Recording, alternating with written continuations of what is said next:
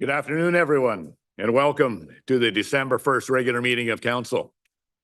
The City of Parksville recognizes the people of the Coast Salish Nations and their traditional territory upon which we gather with gratitude. Council, before we go for the first step of adopting the consent agenda, I would request Council's unanimous agreement to add a notice of motion to the agenda for consideration today. Due to the short timeline, I would like to introduce a notice of motion to the Plan Committee of the whole portion of the December, to confirm the Plan Committee of the whole meeting of the COTW for the OCP review. Staff have received a request from a member of the public to delay the Committee of the whole. This could have significant consequences for the entire OCP review. So I would just like to notice a motion to discuss it in today's agenda, if we could anyways, and then we can have a fulsome discussion and then give staff direction on which way we want to go before we get to that meeting on the December 15th. A lot easier to do it now. Is that okay? Questions, Councillor Gore? Go ahead. Sorry, I second your amendment. Thank you. All those in favor? Adjusting the agenda? Thank you. Great. That's great. And then as far as the rest of the consent agenda, I would ask for a mover and a seconder to move the consent agenda as noted. Moved by Councillor Wood, seconded by Councillor Martin. Any errors, omissions, or discussion? Seeing none, all those in favor? Thank you. We have a presentation on the agenda today from the Regional District of Nanaimo. We have Mr. Marshall from the Regional Transit Services to give us a presentation to provide information on the regional transit services, including the Transit Redevelopment Strategy. Welcome, Mr. Marshall. Thanks for joining us today. Thank you, Your Worship and Council. Through you, Your Worship, and Council to Council, thank you for the opportunity to present an update on the Regional District of Nanaimo's transportation transit services with information on recent and future transit options.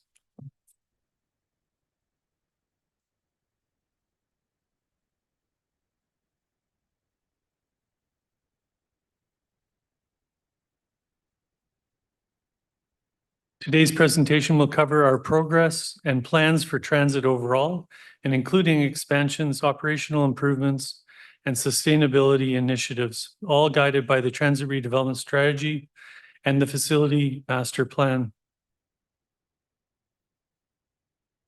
The Transit Redevelopment Strategy, adopted by the Regional District of Nanaimo's board in February of 2022, is a 5-year plan to add 73,100 service hours, an increase of approximately 56% to the transit system, focusing on service expansion, infrastructure improvements, and long-term sustainability. Implementation occurs in phases, with each year outlining specific strategies and annual service hours. As of 2025, several strategies have been completed and further expansions are scheduled. The table in this slide shows the intended implementation year for each strategy, the annual hours requested, and the actual or planned years. All hours are approved by the RDN board through BC Transit's Transit Improvement Program, which is also referred to as TIPS. That's a 3-year strategic process where only the first year is confirmed by April 1st of the fiscal year, and subsequent years roll forward with deferred hours.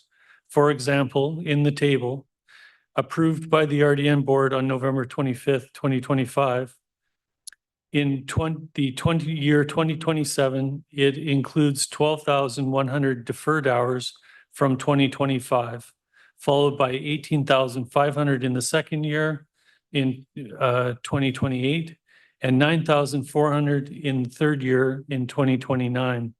Which are all Southern Transit expansions. The most recent Northern expansion was Strategy 3, introduced 2,700 hours to Route 9 intercity that targeted frequency increases. In 2030, The orange section indicate direct changes for the Northern Transit System, while crimson sections reflect blended or potential allocations for Northern Transit. Strategies 12 to 14, year 2030, would be the next expansions considered that would have direct change to the city of Parksville. In strategies 12 and 13, increased frequency, again to Route 9 intercity. And then strategy 14 would look at new linear routing for the 88 and includes the number 97 route.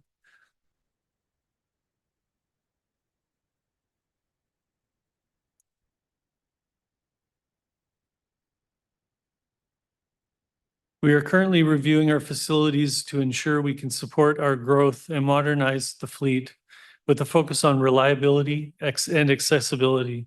The facility master plan was approved by the board in May of 2023.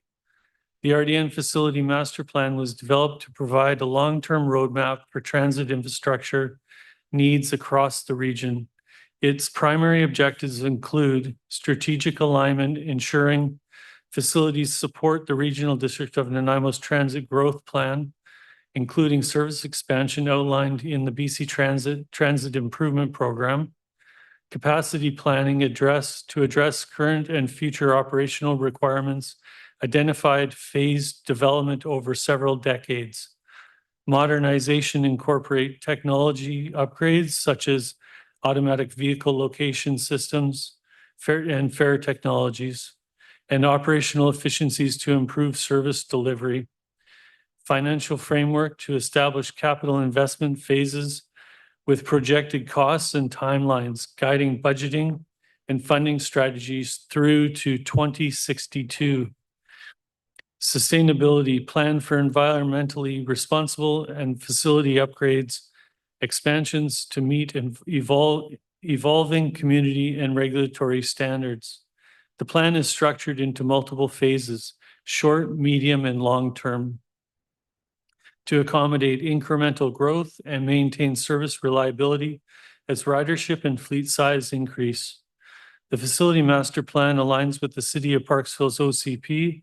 This alignment ensures that transit facility investment not only meet the current operational needs, but also anticipate future growth and evolving community priorities.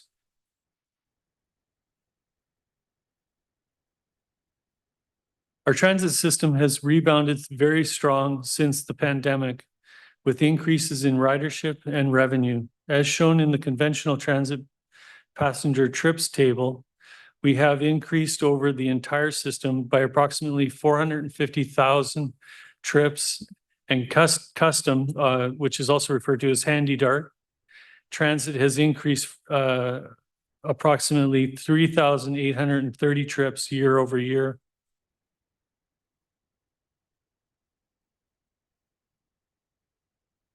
Parksville's transit service has maintained consistent ridership in Handy Dart Transit, while conventional transit and service hours have shown growth in both from last year to this year. Unfortunately, we were unable to secure ridership data from BC Transit prior to this meeting.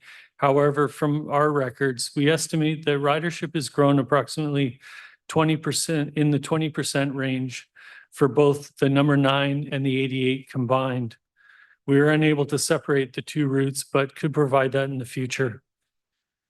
Handy Dart ridership in the City of Parksville was almost the same in 2023 as in 2024, approximately 1,440 rides.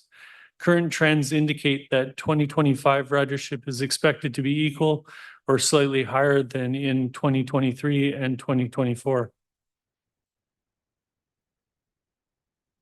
A major focus for staff in 2026 is working with BC Transit to introduce battery electric buses at the RDN facility and integrate electric buses into the fleet. We are also looking at smaller buses to optimize our facilities and efficiencies of our scheduling, achieving measurable reductions in greenhouse gas emissions aligned with the RDN goals. Independent of the RDN, BC Transit is conducting a comprehensive assessment of battery electric buses and hybrid buses assets to evaluate their performance, reliability, and cost effectiveness with regional transit operations. The finding will guide fleet procurement decisions and support the transition towards low carbon transportation, aligning with the provincial and RDN climate action targets.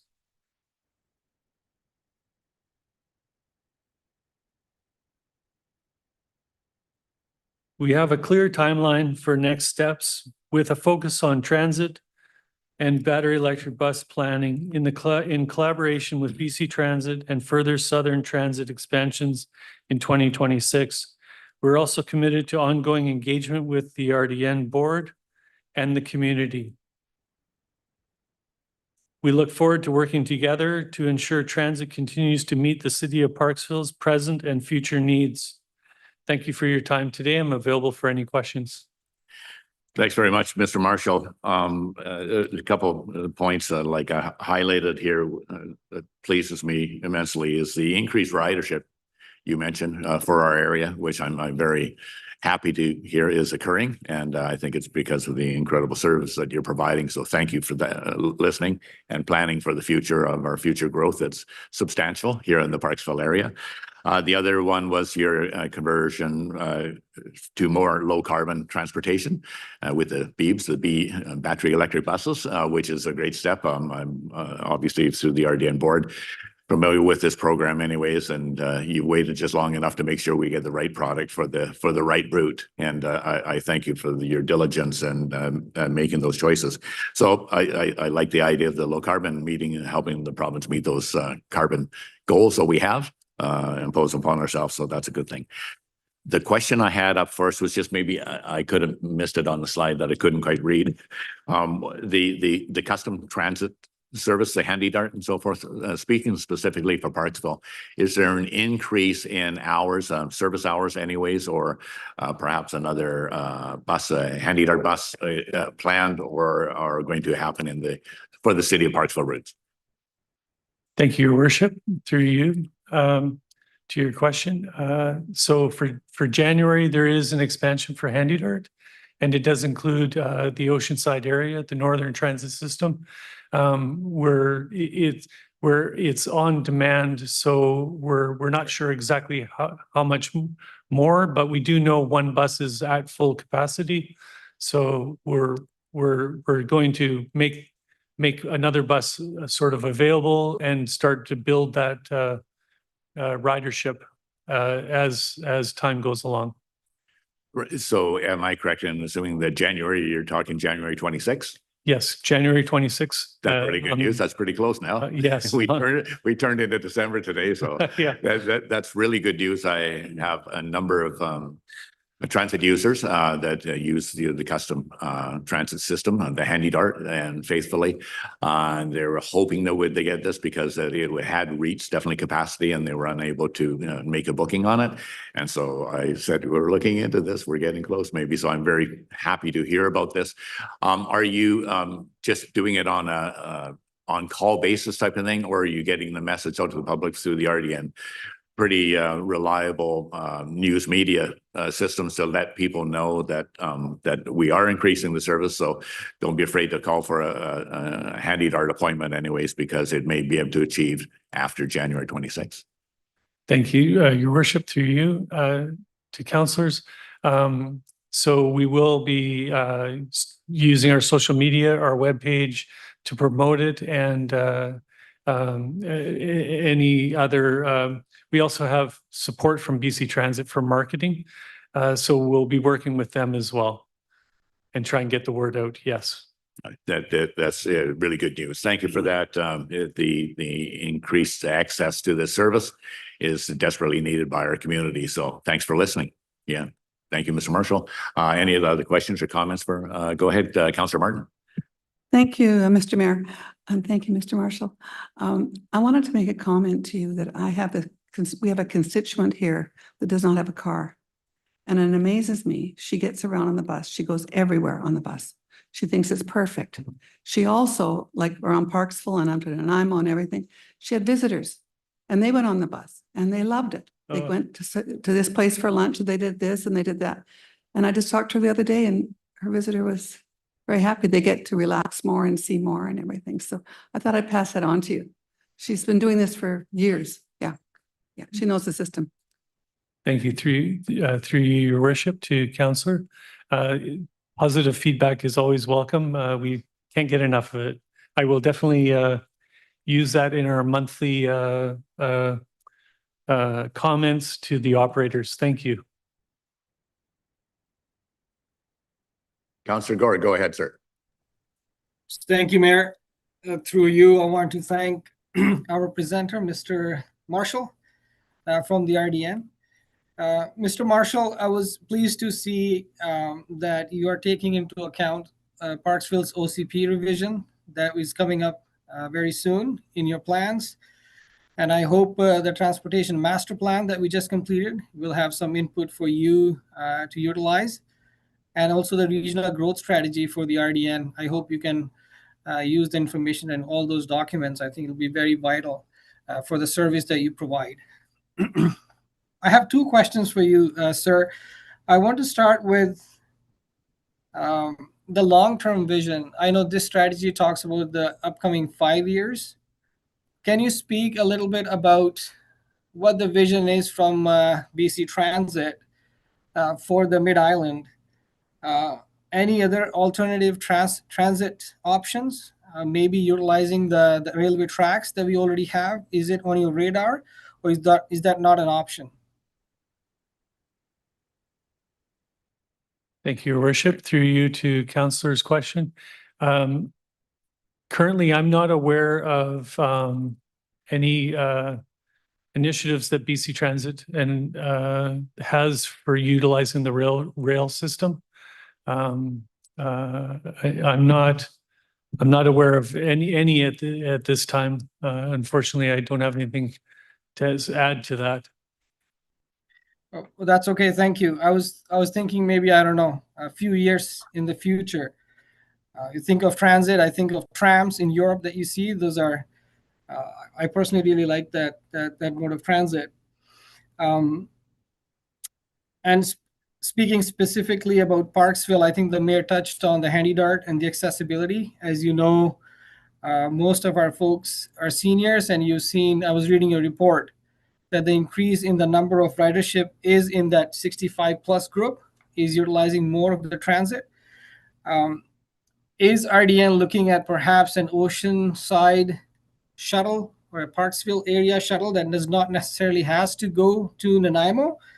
As you know, like, we would like to encourage people to shop locally and stay within Parksville. And perhaps this could also be utilized for our busy season. We are a tourist town, and we see during the sandcastle season, etc., we see a lot of increase in tourists. I wonder if RDN is looking at perhaps an oceanside shuttle service for either permanently or just for this busy season. Thank you, Your Worship. Through to the councillor's question. Currently, we're not looking for a shuttle service, but BC Transit is trialing it's called on-demand system in Kelowna, and we're waiting for them to finish that trial and publish the findings for that system. It's a new system, so it's similar to. It utilizes regular buses, but you use an app, call in on your phone, or use a computer, and it's on-demand service where it virtually tells you where to stand at a street's corner, side, and then through the app you would stand there and wait, and the bus would pick you up. And they've had apparently some really good success with it, and it doesn't use traditional fixed route. It builds its route, and then it drives that route wherever the demand is. So yeah, so that's something that we're waiting to hear more about. And if there's an application for it to be used in Parksville, then we would present that. Thank you. Appreciate it. Okay. Go ahead, Councillor Bill. Thank you, Mr. Mayor, and through to our presenter. Hello, Mr. Marshall, and thank you for the information today.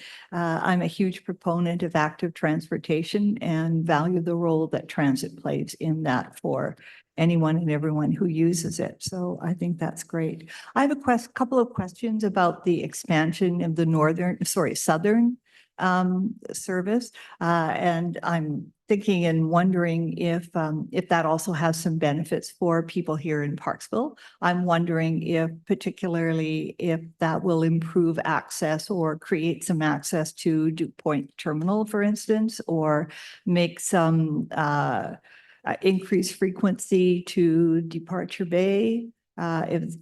If those kinds of connections, is there anything about the possibility of connecting to the airport? You know, all of those transit, different sort of transit, but all of those transportation hubs are at times used by people in our area. So I'm wondering if that's something that's being looked at and would be a benefit to our area, as well as any increase with connections through to Duncan and beyond. Thank you, Your Worship. Through you to the councillor's question. So currently, historically with Handy Dart, I'll just sort of speak to Handy Dart first. The Handy Dart bus stayed in Parksville, Qualicum area, Nanoose. It drove up and then serviced just in this area. Lately, we've been trialing bringing passengers to Nanaimo. A couple of them have either medical appointments or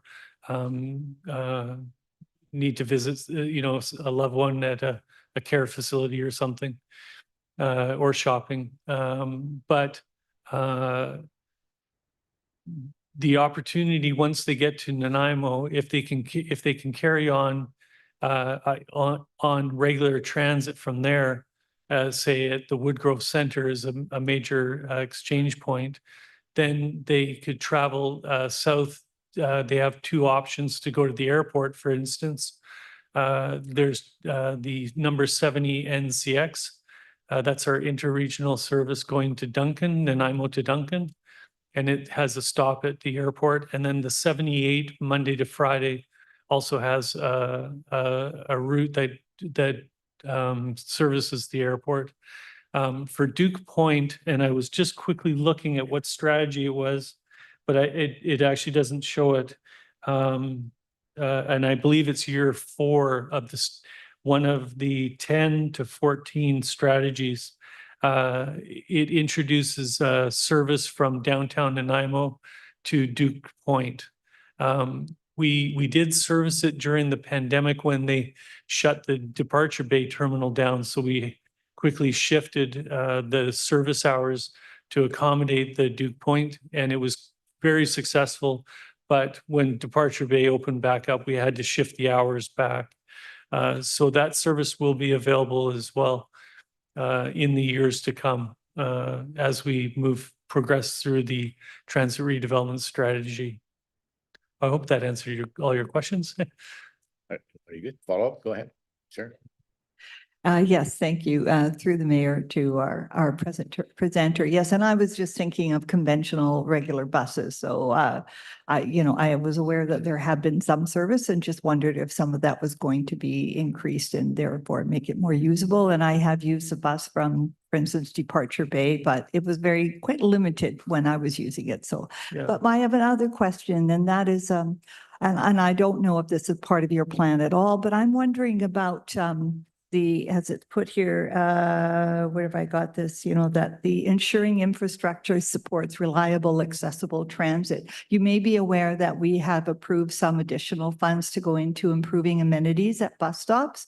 And although it is quite disappointing to see that the amount that we've set aside might only get us a shelter every third year, and that there are also what's come to light is a number of concerns around the state of the, let's say, the landing spot at bus stops, which do not necessarily make them accessible.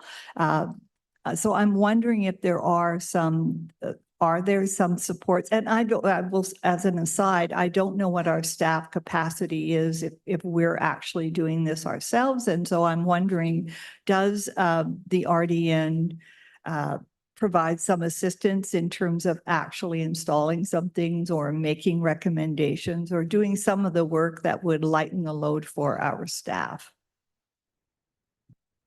Thank you, Your Worship. Through you to the councillor's question. Currently, we don't offer those types of services. But I do hear that what you're talking about is sort of a standardized bus stop accessibility plan for each bus stop. There can be inconsistencies, either undulating terrain or no letdowns for accessible wheelchair access. But yeah, at this time, we don't have sort of like a maintenance department that would assist with that but in the future, you never know.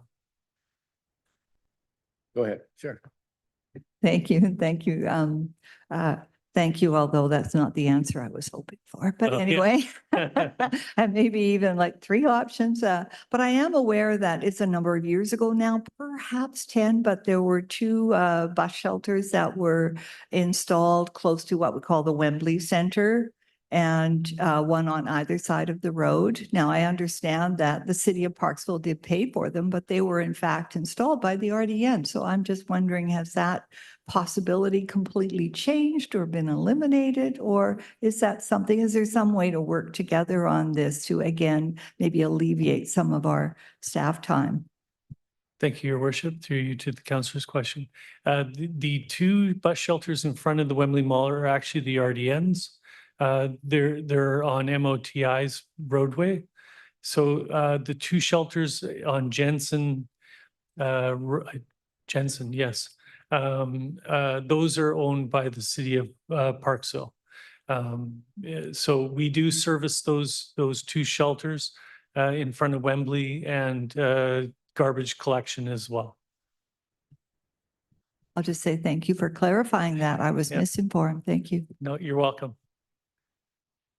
So I'm going to jump in with the next question that I thought you might ask for another follow-up. If it's Moti Highway that actually is taken care of through the RDN instead of the city of Parksville, is there any chance of getting any more bus shelters along the rest of the Moti that go through Parksville?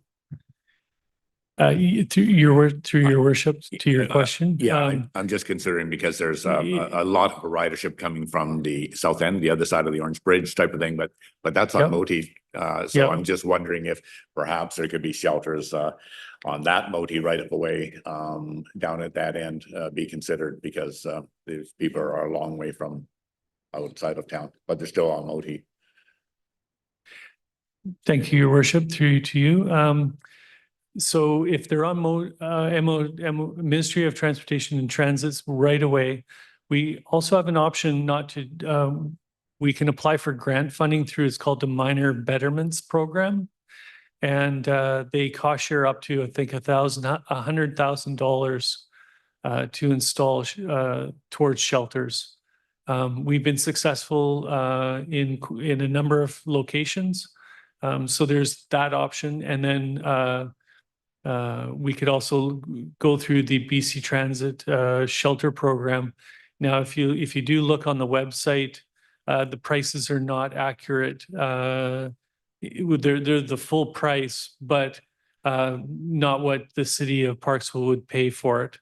There's the provincial cost sharing model, which is the city of Parksville will be responsible for 53.31%. Don't forget 46 0.31%. That's Yeah, right. Yeah, don't forget that.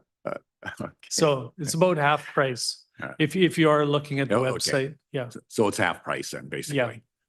That's good information to have, because we currently have some very unique plastic resin chairs sitting at most of those stops right now. Yeah. Donated to People's Lawn Furniture are there, but they don't provide really suitable shelter. Thank you for that. Further questions? Go ahead, Councillor Wood. Thank you, Mayor, and thank you, Mr. Marshall and Ms. Crabtree for coming up today. I'm going to have a cost sharing question eventually, but I did want to comment first that I had a chance to ride one of the new electric buses down in Victoria. Outstanding, and apparently, as per presentations we've had at the RDN, the drivers love them because instead of putting your foot to the floor and waiting for the bus to get up to speed, they are up to speed. The heating is great, air conditioning is great, there is no noise. If you're standing at a bus stop and that's not the bus you're catching, there's not like a bunch of diesel fumes that come out in your face as the bus drives by. They are unreal. Good reviews on the most up-to-date batteries, all that stuff. So really looking forward to that. With regards to cost sharing for the city of Parksville, there might be people watching the meeting, Mr. Marshall, that don't quite understand how much BC Transit puts in versus, say, City of Parksville for, say, the Northern Transportation plan. So I thought I'd just kind of pass it over to you, and you could kind of explain a little bit how that cost sharing works for transit. Thank you. Through you, Your Worship, to the councillor's question. So BC Transit has a provincial model of cost sharing, and again, it's the local municipal or electoral area is responsible for 53.31%, and then 46.69%, and that's for conventional transit. But for Handy Dart, the BC Transit pays the lion's share of 66.69% and 33.31 for the RDN. I think that's pretty accurate on the cost sharing model. Sure.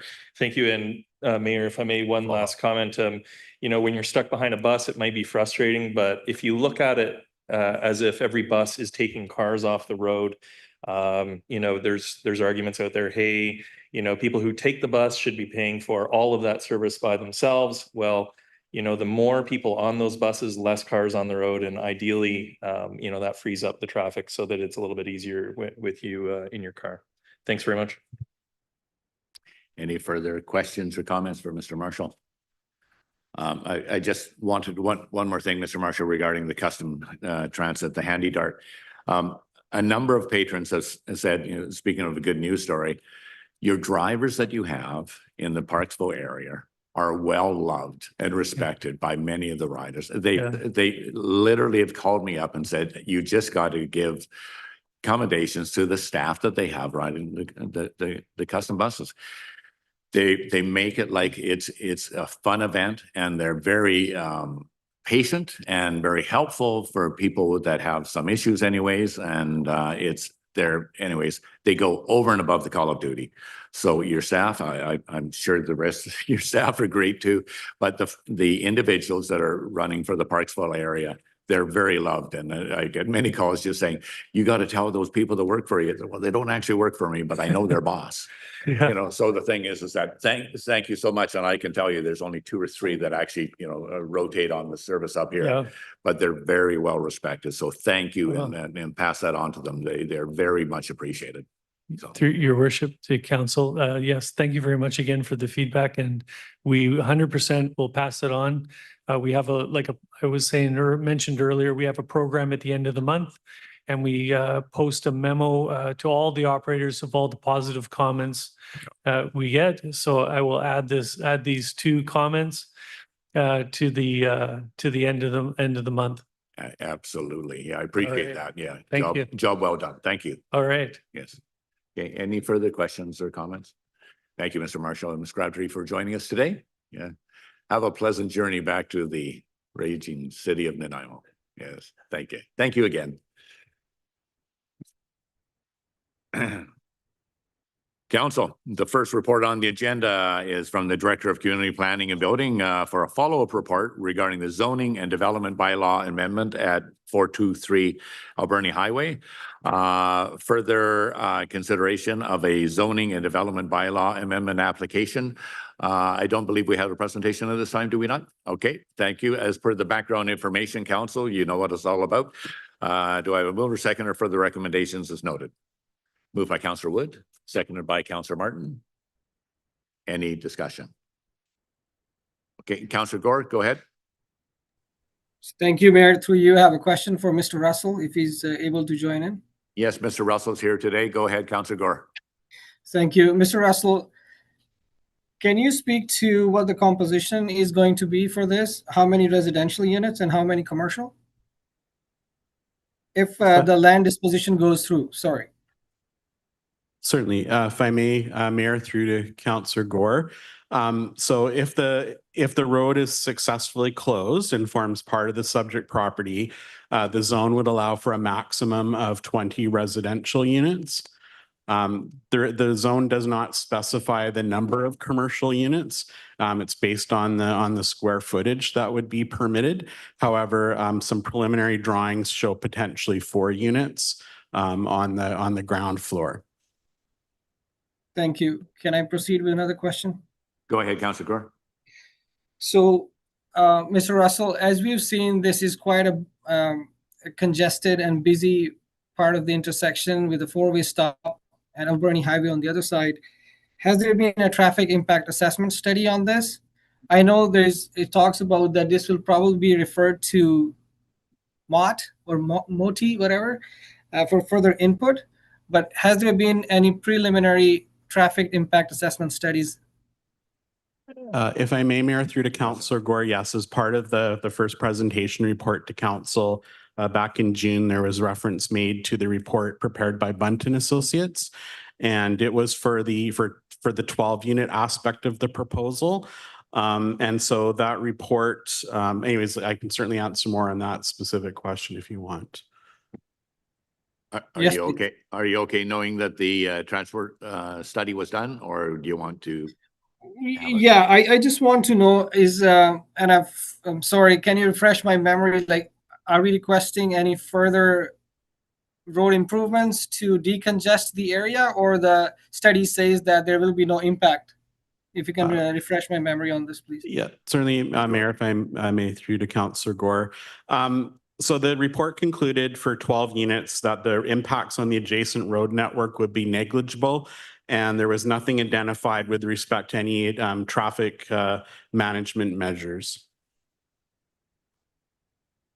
Had a drive-through been part of the proposal, then we would have requested another traffic analysis to do that, as that was not supported with the rezoning bylaw. So a drive-through restaurant or cafe is not permitted under the zone that's being prepared. So from a staff perspective, the report for 12 units versus 20 units, it's kind of immaterial, the difference from a staff perspective.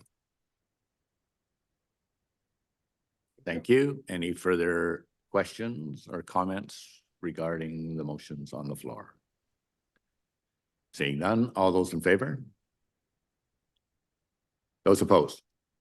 Okay, thank you. That's unanimous. The next one is regarding the same piece of property. The next concerning the follow-up report regarding the consideration of the permanent closure and disposal of a portion of Despard Avenue West adjacent to 423 Alberni Highway.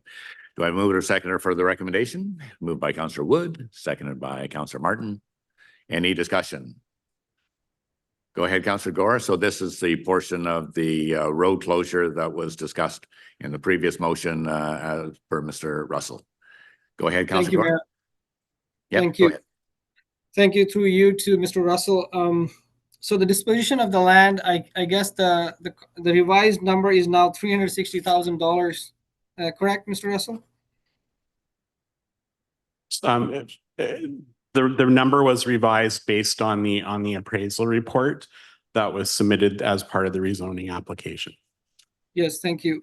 And I don't know if you or perhaps our CAO can answer this, but the funds from this go to the land sales reserve, or is it allocated to parks and open spaces? Like where did this money go to? If I may, Mayor, through Go to ahead. Councillor Gore, it's my understanding that it goes to the land reserve because it's not parkland. Right. So, Mr. Russell, I'm sorry to take up so much of your time. Mayor, can I ask another question? Go ahead. You're clear. Yes, thank you.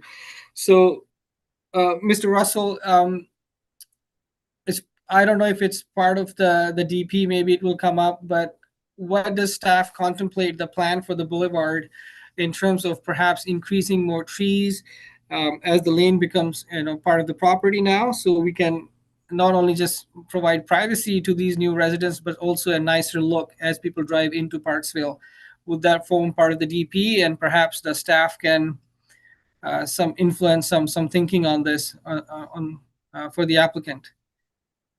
Mr. Russell? If I may, Mayor, through to Councillor Gore, I think there's two components to this. So this boulevard will be the part that the city is retaining in its custody will still be a larger boulevard than normal. There's approximately 14 or 15 trees. If you were to look at like Google Street View or go by the site, you can see there's a sort of manicured area, and that manicured component will be retained. It has two lovely park benches and a rather large oak tree and a grand fir. It's about 7 or 8 crabapple trees.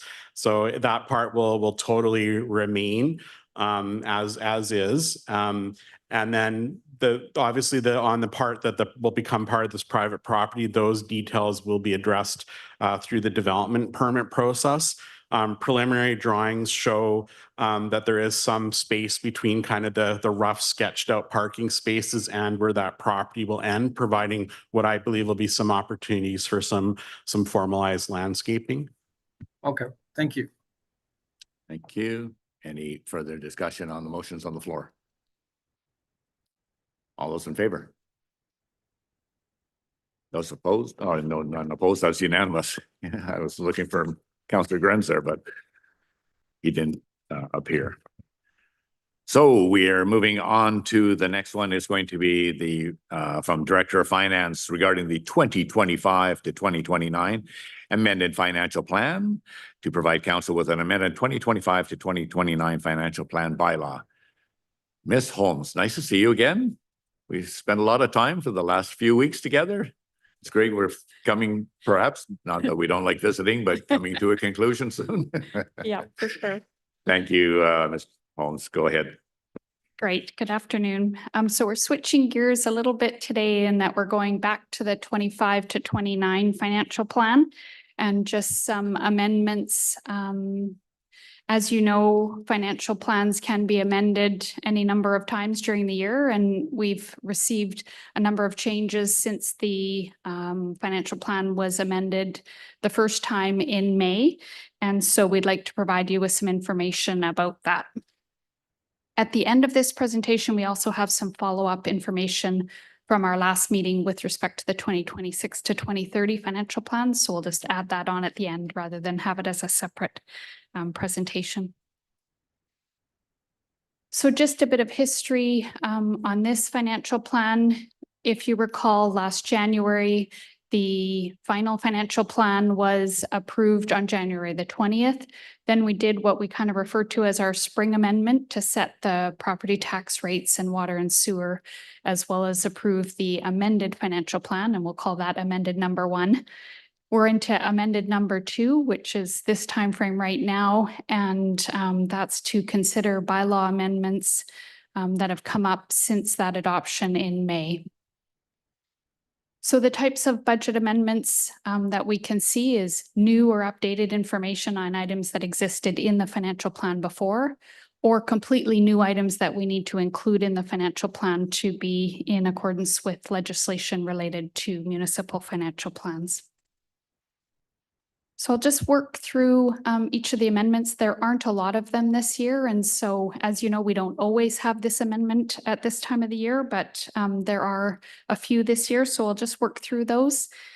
The first ones are council resolutions that have been specifically made to amend the financial plan. And the first of those was at your May 21st meeting, where we requested the retention of 3 pickup trucks for operations use rather than trading those in, which had been contemplated in the financial plan. So that required a decrease in expected proceeds from the sale of those trucks, as well as an estimated $10,000 increase in operating costs. So that was the first approved change. So today is really about incorporating these approved changes into the financial plan. The second council resolution related to the general fund, and that was our annual process of reallocating accumulated unrestricted surplus into various reserve accounts that council had approved per its surplus and reserves policy. So there was a total of $567,000 reallocated in the general fund. And so this was presented to council in July and moved some money into the financial stabilization reserve, the protective services reserve, the IT equipment reserve, and the PCTC capital reserve, some of which we end up using within the 26 to 2030 financial plan. Next was at your September 3rd meeting with respect to the general fund. And this is the requirement to amend the amounts that were related to the fire hall project for the application to the strategic priorities grant. And so these are the amounts that were changed for the grant application and need to be reflected in our 25 to 29 financial plan. These are the amounts that are already in the 26 to 2030 financial plan, so it doesn't require further amendment. And the final council approved change was with respect to the water fund. And this is to incorporate the amended financial plan for the ERWS. So picking up the City of Parksville's share of those changes into our amended financial plan as well. And so that really was moving some funds between minor capital and capital, as well as increasing capital expenditures in 2026. Although we're obviously working on our 2026 to 2030 financial plan, if for whatever reason that got held up, we would have this already in place for our amended 25 to 29 so that there would be no holdup on the expenditures in 2026. The next change is just some updated information. If you recall, at the end of 2020, the province of BC granted every municipality a COVID restart grant. And we've been working through that amount over the last 5 years. There is a deadline to have the grant fully spent by the end of the year.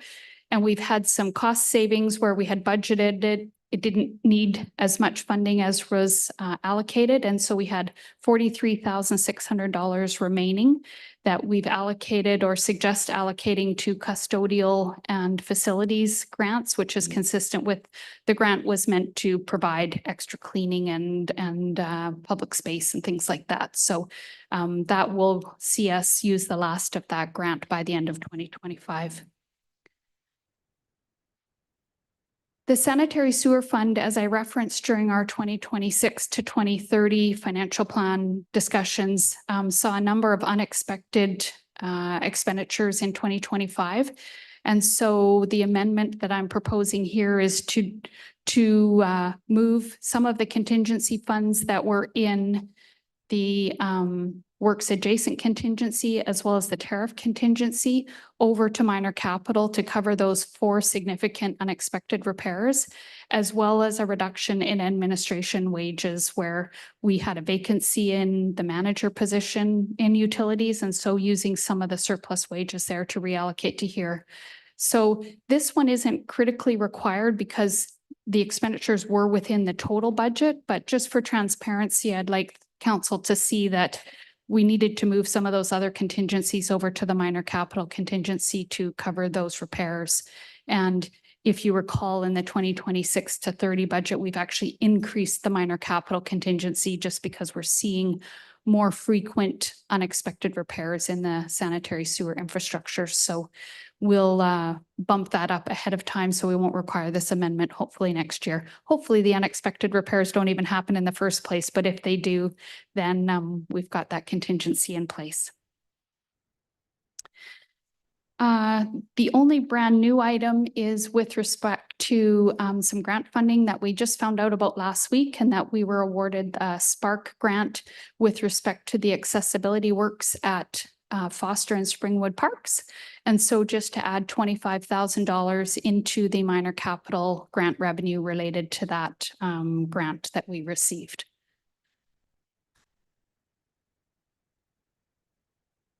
In your agenda package is the details of all of those changes in and out of various accounts.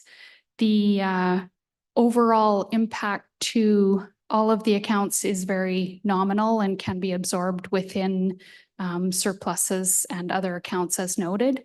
And so what we would see is, in terms of process, today the draft bylaw being in your agenda for consideration of 3 readings, and at December 15th, regular meeting consideration of adoption for this. The recommendations are on page 59 of your agenda. Happy to take any questions about this. Thank you, Ms. Holmes.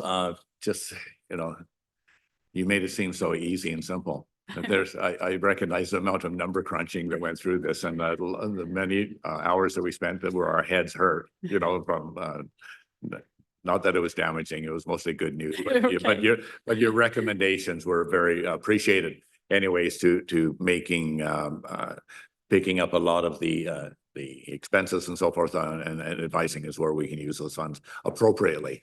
And so thank you for that. It's made it so much lesser impact to our taxpayers, which is always of great concern to us. So thank you for that. Yeah, thank you. Any questions or comments for Ms. Holmes while she's here?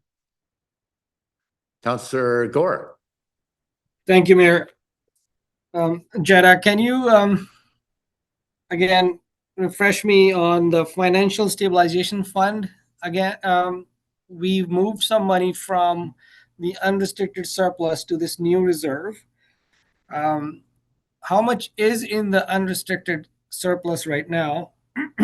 And why do we need to create this financial stabilization fund? Can't we just pull funds from the unrestricted surplus as and when needed? Through the mayor, thank you for your question, Councillor Gore. So you may recall when council adopted the surplus and reserves policy, it really is a best practice to introduce some rigor to the use of accumulated surplus, as well as it can be used for long-term financial planning, especially with respect to infrastructure funding. And so rather than have one big pot of money, reserves can be created to allocate specific funding and specific funding that's planned with respect to a number of different things. So the financial stabilization reserve specifically is to create things that are for unexpected expenditures. For example, within the financial stabilization reserve are funds that are set aside for revenue items that might be unexpected. For example, in a year where there was particular economic distress, council may choose to use funds from the financial stabilization reserve for property tax revenue where the monies are needed, but perhaps you want to make a choice not to increase in that year because of impacts to the community. I know that a lot of municipalities may choose to use this if, for example, a mill or a significant resource contributor or employer in the community has closed or things like that. So that's one thing. The other thing that the financial stabilization reserve is used for is recurring items that are not every year, but things like elections, where every 4 years it costs whatever it costs for the election and strategic planning and things like that. And so it's easier to put aside $25,000 per year and accumulate those funding so that we don't get the peaks and valleys in the property tax rates. And so whether that's master plans or elections, that type of thing as well. And the final kinds of expenses you might put aside for are things like snow and ice removal or legal fees or insurance where unexpected expenditures come up. So rather than taxing for these amounts, we can reallocate surpluses that may build up so that those amounts don't have to be taxed in the future. And so each year we go through a process of looking at what's left in accumulated surplus. The policy says that we should have 6 to 9 months of working capital left in the accumulated surplus, and that council is free to reallocate amounts above that into various reserve funds that may be required in the future. So really, the overall purpose of it is to introduce some rigor to those accounts and give council the flexibility on that, their use in the future. So I how hope much that is in the answers. unrestricted surplus Pardon me? right now? How much so is you're- in the unrestricted surplus? I don't have that number in front of me. We're just going to be working on our year end now. And so I don't have exactly what it was, but last year we would have had that calculation provided to council in July with respect to where it's at, where we think it should be at, and what the difference is that can be reallocated. Any other questions? Go ahead, Councillor Martin. Thank you, Mr. Mayor. And thank you, Jetta, for the explanation. It's very clear, appreciate that. Several years ago, when I was looking into running as a council, even running for council, I was in a meeting to do with budgets and I was looking at this, and they mentioned at the time that there was about 0.5% for what I refer to as a rainy day fund. Is that our capital reserve fund? Is that what that is? That was, what I was thinking, we have money to cover emergencies. And I remember that. Is it 0.5% or? Through the mayor to Councillor Martin, there are various percentages. The number that we use for our accumulated surplus is 6 to 9 months of operating expenditures for the years, such that, okay, what if all of our property tax stopped? Do we have enough to get through 6 to 9 months of the very basic expenditures? So, but certainly on the financial stabilization reserve, I think we have used in the policy, and I'm sorry, I don't have that in front of me, but 1% of revenues in the financial stabilization reserve so that council would have that discretion to use that if they needed. And once we've put that aside, we don't keep adding to it, right? We would leave it at that. So if those accounts are above the, I think in the policy we refer to it as the optimal level, and we've defined what that means, then additional funds could be put towards capital reserves or other reserves at council's choosing that then in the future could reduce the amount that needs to be taxed for those. So that's really the main reason for allocating the surplus, is to reduce the need to tax it or collect it from utility fees in the future. Thank you, Jetta. What I thought at the time is that things are stable. We have extra funds, but we don't want to overdo it because we want to be able to keep, the taxes down. And I thought that was a very secure way of, from a layperson, I mean, I've been involved in finance, but not at that level. And I've thought that was very, gives peace of mind to taxpayers and also myself. So thank you very much. Thank you. And Councillor Beal. Thank you, Mr. Mayor.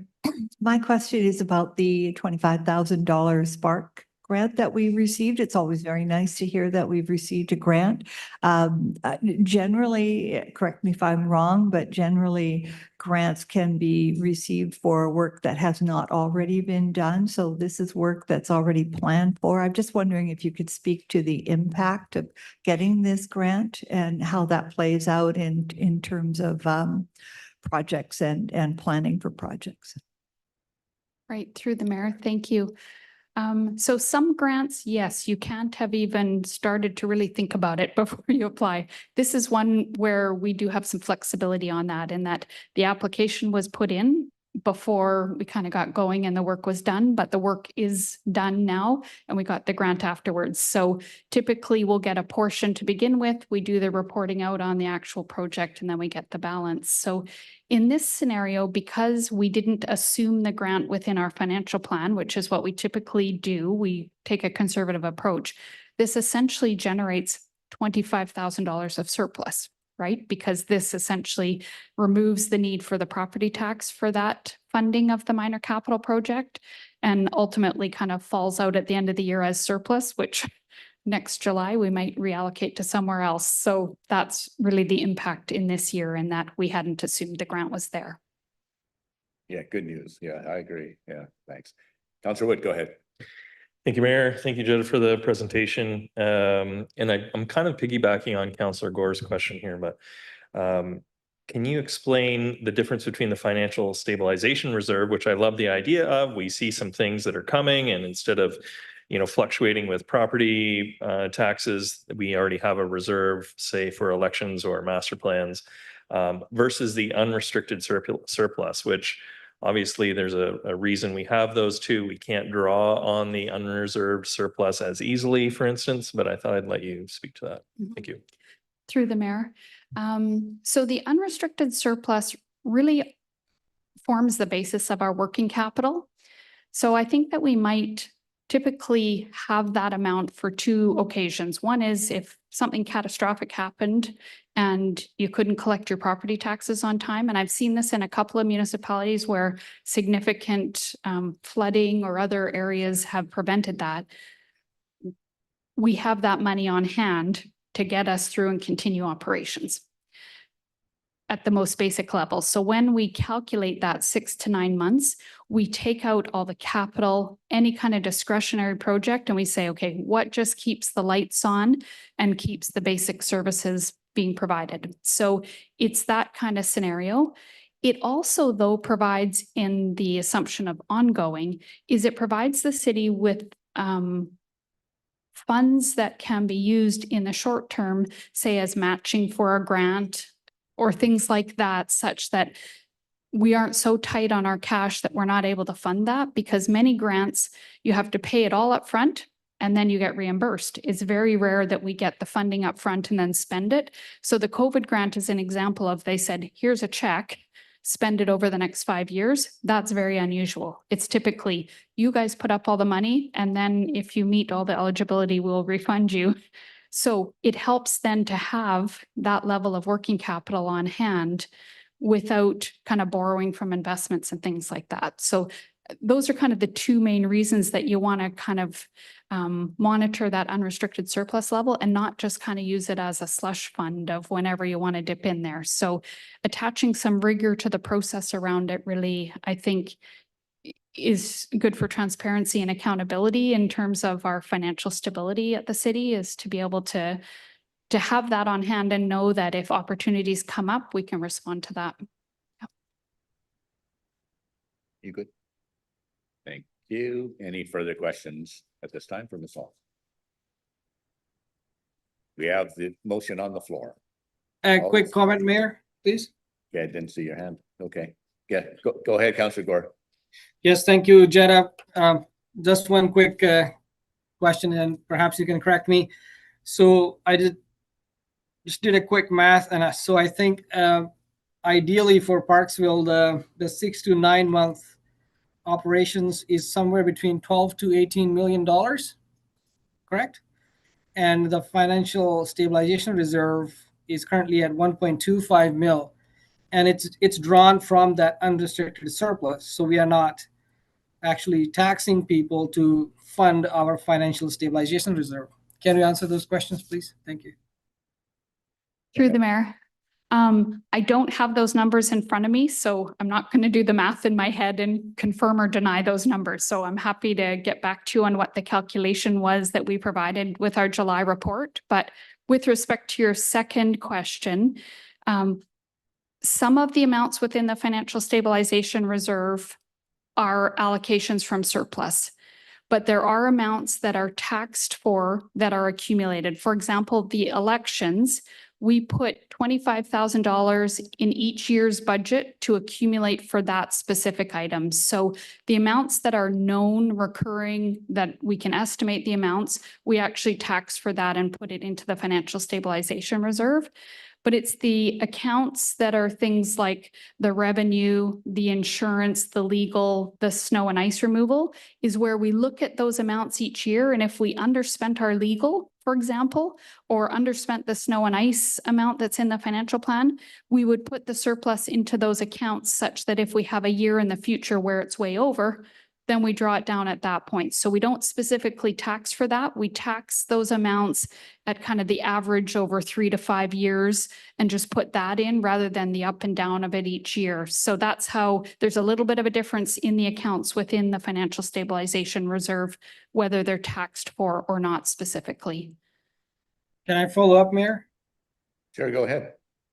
Thank you. So again, I'm not a financial expert in any sense, but doesn't staff think that the best way to create this financial stabilization reserve would be all of it coming from the unrestricted surplus rather than us like taxing those activities for those activities? Through the mayor to Councillor Gore. Not really is the short answer. For example, if we have the best budgeting in the whole world and every year we're bang on and we don't actually have any surplus, we spend exactly to the budget, then there would never be any surplus to reallocate. And so for those known expenditures like elections that happen every 4 years, we know they're going to happen, we need the money on hand. We would rather budget, say, the $25,000 each year to have that on hand rather than have $100,000 every 4 years and have the peak in the property tax rates that's required to generate that amount every 4 years. I would rather see us smooth it over every year and put that money aside for those known expenditures. The other amounts like the snow and ice or insurance or legal, those are completely unpredictable. So all we can do in terms of budgeting is budget an average of what we've used, or if we know there's something specific in the coming year that's going to cause a peak, we can actually recommend to council within the financial plan that they do pull on some of that reserve. But it can't really all be funded by surplus because we know that some of them will be coming for sure. And I was just going to say, if I made like an unforeseen, unplanned event, could also be in calling of a by-election midterm before the 4-year term, and we've at least started putting money away for the election. But you know, they would be able to fund a by-election, and those are usually unplanned expenses, and they're not inexpensive to run, as we know. So it's good to have that there just in case. Right, that's a great example. And in that case, if midway through the term you wanted to use your reserve for that, then you could bump up the next 2 years, for example, before the next election. It wouldn't be as significant a peak, but at least it gives you some flexibility on that, and you wouldn't have to have an amended financial plan to add $100,000 to the costs or whatever it might be for some of those unexpected items. So. Right. Yeah. And actually recognizing in provincial politics, there have been a number of unexpected by-elections and so forth. And I imagine those municipalities had to, go searching into those piggy banks anyway, so make sure it's funded midterm. So thank you for that. Any further questions? All those in favor?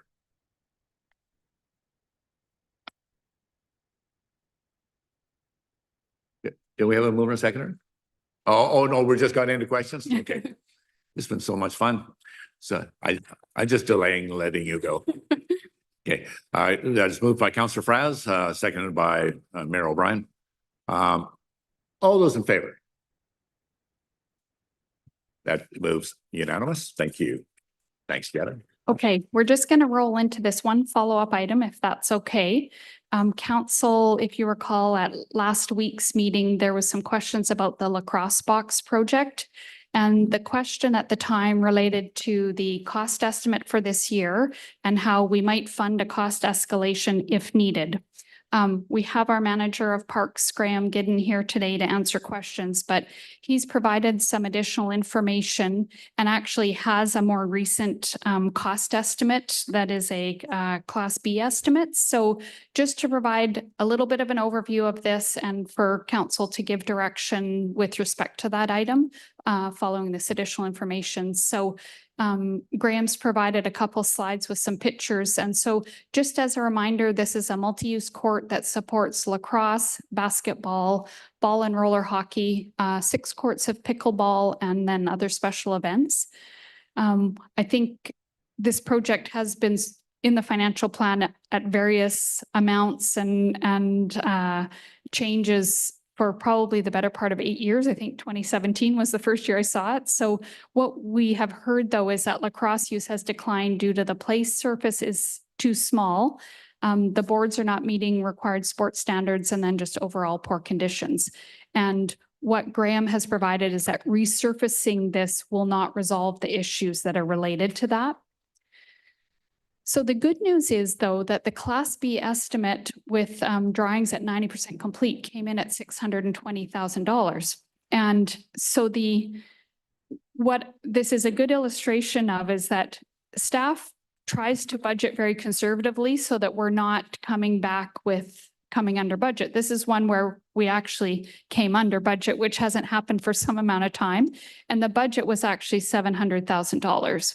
So at this stage, we're actually under that budget for all the works.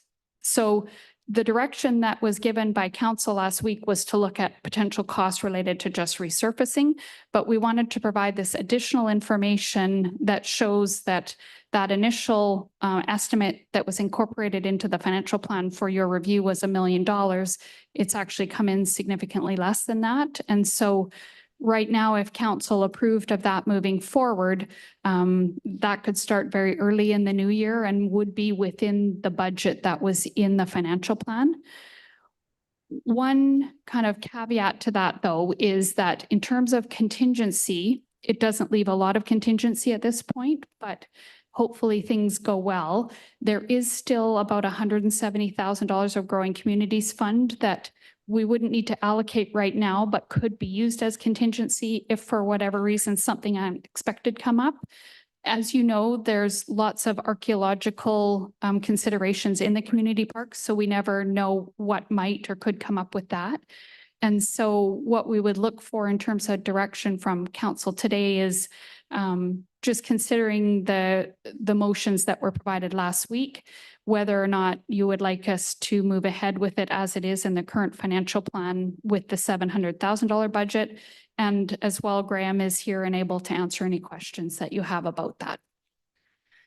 Thank you, Bridgetta. This is really good news. I see now here with the amount that's $700,000 already in the budget, and it has already been taxed for. So this doesn't enter into the property tax increase. Right. If you recall, this is 100% funded by Growing Communities Fund. Right. So we didn't use any taxation for this. It's all from that one grant fund. So, and this is one of those cases, as you say, very seldom do we get a check. This is where we actually have that check, and this is in the bank. Right. So we have that, and as is a placement for $700,000 out of that. And now the budget is coming in at $620,000, which is still, considerably less, $80,000 anyways, less, but maybe a little contingency there if you need it without going into the other fund if needed. But I'm very pleased with this because I know that we were looking forward to this happening, but then with the escalating costs, we thought this is just another thing. And then for the matter of what we had already budgeted for, when it would scale back. So this is really good news, and my hats off to Graham anyways for having this get an accurate reassessment of this project. And so getting the bid down to actually below our budget. And you're suggesting in ways if we have contingency overruns, then we can use the other fund anyways to cover. So I'm very pleased with this. Thank you for this. I have no further questions. Council, any further questions for either Graham or Jetta on this? Councillor Beal, go ahead. Thank you, Mr. Mayor, and through to Jetta and also through to Mr. Giddon. I am thrilled beyond measure, and I will wait to do my happy dance off camera because nobody wants to see that. But this is, no, you do not want to see it, but I do have one. I do have a question. Do you need a motion at this time? And could you repeat whatever wording we need? And whatever you say, I would like to make that motion to have this move ahead. This is absolutely, and not only for lacrosse, but always this does need to be lacrosse first in mind, but this is going to be a benefit to the pickleball players and having that new boarding. It's just wonderful news. So please, whatever motion is needed, I would like to move that or support that. Yeah, what would that look like, Jenna? Okay, I think that what we need from council is that you would confirm keeping this project in the 2026 to 2030 financial plan. and to proceed with it according to the timeframe noted, with the ability to use that additional growing community funding as a contingency. Of course, we would report back to you on that, but given the timeframe that Graham has suggested could go ahead, we would want to have that. It could possibly be before the adoption of the financial plan in January. And so just that firmer wording around the contingency would be helpful so that that could proceed very quickly. Thank you. And okay, and I'll second that as well to get it on the floor so we can have some further discussion on it. Thank you for that, Jen, and thank you for Councillor Beal for bringing that forward at this point. The other only question I have, and Mr. Giddens is in the room right now. How does that work into, for this is our 26, we're going into 26 pretty quick here. How does this work into your work plan and so forth? Are you going to be able to fit this into your already hectic schedule as we know? What does this look like to you, Mr. Giddens, as to going to do, I suppose you're going to RFP and so forth, but when would you like to suggest possibly ground could be broken at? We're not going to hold you to it, but I will. Mr. Giddens, if you could. Thank you, Mr. Mayor. The proposed tentative schedule is on the slide right now, and we do have the 90% drawings now. They just have to be reviewed and finalized. So the engineer that is supporting us on this has proposed that we can have this out for tender in January and then awarded in February and construction starting in March and hopefully be completed in June of this year. So we could tentatively have a new facility for the summer. That's really good. Great news. There's another, let's do a happy dance together here, Councillor Beal. We should just stop, because it's not going to get any better. I don't know. Maybe it can. But thank you for the information. That's in the line that's kind of going blurry for me. So June 2026 would be great anyways to get it for this season. There'd be a lot of very enthused individuals in our community that are so looking forward to an improvement made to this facility. So thank you for that, Graham. Any other questions? The motion's on the floor. Go ahead, Councillor Barton. I don't have any questions. I just want to say I'll add to the happy dance to tell you, this is an amazing thing because it's been so long and we need this. And I'm very happy about this because a lot of our constituents use this. I mean, it's amazing. Just add to the park being done. Thank you. Thank you very much. Thank you. Thank you. Thank you, Graham. Councillor Gore, go ahead. Thank you, Mayor.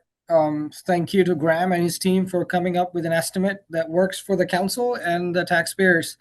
Mr. Graham Giddens, can you confirm if this will perhaps work with the plan to refurbish those tennis courts into pickleball courts? Could you utilize some synergy there, so these cost savings, so we don't have to have different tenders out?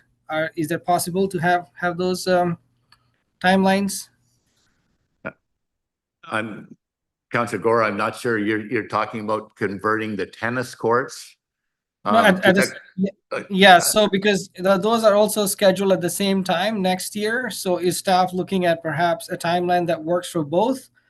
I'm not aware of any, because the tennis court was already refurbished and left in place, and then the permanent pickleball courts was put in place, and that project is done and complete. I don't know of any other plan. So, Mr. Mayor, just to refresh your memory, I think the council approved to convert the other tennis court into pickleball courts as well, permanent pickleball courts, and that's scheduled to happen next year. So that's what my question is. Okay. Yep. Oh, I see. Yes. Yeah. Thank you, Mr. Mayor. If you can comment, where we're at. Yeah, it's still a 2026 project. That's correct. It's supported through a donation from the Pickleball Club as well. So they're providing about half of the costs to convert the other tennis court into 4 permanent pickleball courts. So we'll have 8 pickleball courts in the park permanently, and then we'll have the 6 temporary courts on this new multi-use court, and all tennis will be up at Springwood at this point. So that is still scheduled. And to answer the question, the pickleball resurfacing project is tentatively scheduled at the similar time as spring. But that project, the pickleball resurfacing is going to be more specialized resurfacing, similar to what was done in phase one of that. And where the lacrosse box is more of a construction and civil work. So they're going to be two different tenders to do the work. And the pickleball resurfacing was also sort of a second phase of the first work. So we're looking at a continuation. So we don't want to have two different qualities of work on the tennis court. So we're hoping to work with the same contractor there. But we are going to look at possible efficiencies in tendering in our projects that are aligning for the spring. So stay tuned that there may be some opportunities there. And thank you for that. Yes, so I would hope that then the two projects, and since they both involve the pickleball courts, would be phased so that we're not without any pickleball courts in there at the same time. Is that correct? Yeah, through you, Mr. Mayor, and thank you. Yeah, hopefully they're not going to completely exclude pickleball. The 4 existing permanent will always remain open through the construction. Okay. And hopefully the pickleball clubs will have opportunity to play elsewhere during this time, but we'll be working with the clubs to make sure we can provide as much opportunity as possible. Yeah. Thank you. That's you're well under control. Thank you. Okay. Any other questions for the motion on the floor? All those in favor? Thank you. Carries unanimous. Thanks, Jetta. Happy dance time. Nice one, Dan. Council, next on the report is regarding from the Manager of Administration Services for the 2026 meeting dates, for the council meeting dates for 2026. You saw the notice in your background information. Do I have a mover or seconder for the recommendations as forwarded? Moved by Councillor Gore, seconded by Councillor Wood. Any discussion? All those in favor? Thank you. That carries. We have 3 readings today for the 5-year financial plan amendment bylaw 2025 to 2029, number 1594.2 for the amended 2025 to 2029 financial plan. Do I move or seconder for the recommendation? Moved by Councillor Wood, seconded by Councillor Martin. Any discussion? All those in favor? That carries unanimous. Thank you. Motions from previous meetings. So Councillor Gore had provided notice previously. We've done a little massaging on the wording of it to include what we had, the CAO and myself had been working with UBCM anyways to get this all through. So let me just ask up front, Councillor Gore, are you satisfied with this, still moving this motion as presented in your agenda package? Yes, Mayor, more than satisfied, yes. Yeah, you're satisfied? Yeah. With the notice in the number 3, it would read, instead of Premier Eby and Minister Conroy, it would be changed to Premier Eby and Minister Bailey to reflect the current package. So you're okay with that? Yes. Thank you. Would you like to read it out? Yes, Mayor, thank you. Go ahead. And yes, so whereas Bill, sorry, I'll second that motion. So, yeah, go ahead. I need to move. Okay, thank you. Yeah, so recommendation, whereas Bill M216, titled the Professional Reliance Act, is a private member's bill that provides for the streamlining of development projects and reduction of administrative costs in the approval of development projects by local governments, and would, among other measures, require local governments to accept certified submissions from registered professionals as meeting permit or bylaw requirements, set out processes for dispute resolution and peer review, and address professional liability and protections. Therefore, be it resolved that the City of Parksville formally expresses its support for the UBCM recommendations and states its opposition to Bill M216, known as the Professional Reliance Act, on the grounds that the legislation as described above would materially alter local approval authorities and the municipal review process, and has been drafted without consultation and appropriate input from local governments.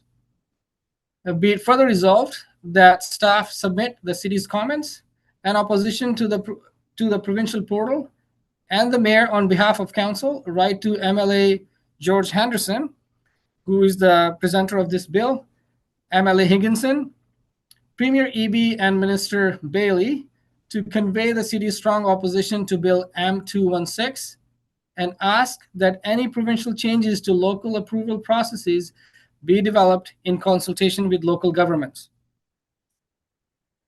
Thank you for that, Councillor Gore. And since you've moved it, you'll be first to speak to it if you wish.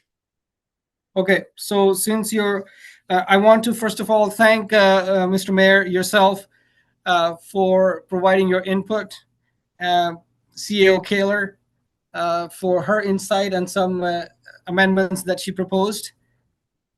As members of council are now probably aware of Bill M216, that hit us all as a surprise when it started showing up in the news that a private member of the ruling NDP party is presenting this. So what I understand, that this bill is supposed to ask local governments to accept any development projects that meet the bylaw requirements as put forth by the developer with the help of a professional, whether it's an architect or somebody. They present to the council, and we do not have the authority to say no to it. My concern with this proposal, as you've seen numerous letters that have reached our inboxes from other local governments, from UBCM, mayors and councillors, is the same. It's the same pattern that we see in the terminology and the words that these people are referring to in their letters of opposition. My concern, honestly, is this is a pattern that we are seeing with no consultation from the province with local governments when they are imposing these changes down to us. The sole purpose looks like is to increase the housing stock, but I don't even know who asked for this in the first place. When we have these forums at AVICC, UBCM, or meetings with our MLAs or MPs, we are not saying that we need such a legislation, that there are obstacles for us to provide housing. For Parksville specifically, you can ask this council, or you can ask anybody, any members of our community. We are not just meeting the housing targets, we are exceeding our housing targets. So we didn't ask for this. Our staff didn't ask for this. We don't see any obstacles in the proposal that we already have from the government when it comes to Bill 44, Bill 45. So we have all these legislative changes coming down to us that we must do, including our OCP review that had to be done by the end of this year. And now this is being shoved down our throat to increase more housing. When these certified professionals sitting in Vancouver or elsewhere provide the development plans for our community, they have no idea what the special character of a neighborhood or a city is. So I have strong opposition to this, where we have no say and we must accept these submissions. And further to that, Mr. Mayor, as you must have seen, that if there is any conflict or the conflict resolution or any dispute on these submissions, we have to go through a superintendent, which will be again appointed by the province. One superintendent to deal with 180 plus municipalities complaints. Is it going to increase efficiency? Is it going to speed up the housing developments? I think it's going to do the opposite. Overall, I think the intent of this legislation, or you look at further back into the Bill 44, it's an attack on local governments, is how I see it. It's an attack on the community charter that gives the communities and local governments the powers of how they want to grow and have a vision for their communities. It's not empowering local governments, it's the opposite. So because of that, I seek your your support on this, and I'm looking forward to more discussion on this. I perhaps had enough time myself and other council members as well to research this topic further. So I'm looking forward to any other comments if members feel that this is something they don't want to support. So I want to hear that as well. And I will rest for now. Thank you. Take a breath. Yeah. Thank you for your comments. Yes, I too was, nobody was more alarmed than I was when I read all the details of this a private member's bill. Upsetting to say the least. I believe, I like to say that it was probably done with the purest of intent to streamline a process, which the city of Parksville has already mastered. That streamlining of the process, as you can see by the amount of development that we have going in the city parks, not just for the housing stock, but also for all new developments that's going through, which includes some commercial stock as well, which would be affected too. So I'm pleased to provide this guidance to the province of our feelings on it. And we look forward to them actually listening and hearing to this and the many other letters of opposition that they're receiving from the other municipalities in the province. So I too will be absolutely supporting this resolution at this point. And further comments from the rest of council, please. Councillor Martin, go ahead. Thank you, Mr. Mayor. I was really curious. I went to UBCM. I went to the meetings where they had about the housing, and because of course we're doing a lot of it here. And I gathered from, and this was brought up, it wasn't the bill, but it was talked about. And from my experience, and I've lived in a few different places, and I agree with Councillor Gar's explanation too, but it's to do with our community, and each one of us, depending on where you're from or where you've lived before in Parksville, we have a distinct difference with each community. Maybe Greater Vancouver is different than that, but in this case, we want to keep that. And that is why a letter from our council and with the support of the mayor and our CAO, Keeler, I call you Kiva, do this letter properly for us. I read other letters from other communities. I believe there was 16 communities in BC that were okay, and we were one of them. Am I right? Like our housing was okay. They weren't attacking that. I don't know. So far. Yeah, so far, yeah. But as far as the community is concerned, we keep our own community special. Each community is different, and to make it across the board, it's not possible. Thank you for the letter. Appreciate that. Yeah. Did you have Diana? Yes, go ahead. Councillor Beal, go ahead. Thank you, Mr. Mayor. Yes, I'd like to thank Councillor Gore for bringing this forward and for writing this, and for anyone else who contributed to it. I did have one question. I noticed that it's to be sent to, you know, as indicated in the letter, sent to various ministers, et cetera. Was there an interest in also sending this out to other municipalities, other members of UBCM across the province? I'll look to our CAO to see if that's recommended or best practice. We're sending it to the people that are making the decisions, but is there merit in that, CAO, Kaylor? And yeah, thank you. Through you to council. It's completely at council's discretion. It's not that difficult for us. We have a mailing list so we can send it out. I will remind this council too that you as a council also put a similar motion forward that was, I think, unanimously adopted by UBCM around the topic of not overloading us with, I think it was something like 80 different amendments in the last 5 years to statutes and regulations. And so I think from the staff perspective, this really speaks to that, and that we are reeling from trying to adopt multiple amendments across the entire service provision, everything from HR to safety to emergency planning to land use planning. Like, it's just never ending. And I think that was something that this council already put forward, and yet then this comes kind of on the heels of that being adopted by UBCM. So I think it would make sense as a follow-up to send this to your peers across the province, because it's very similar to what was adopted you guys will know better than me, but I do think that was unanimously adopted at UBCM. So I feel like they would have similar interest in this related kind of motion. Follow up, go ahead.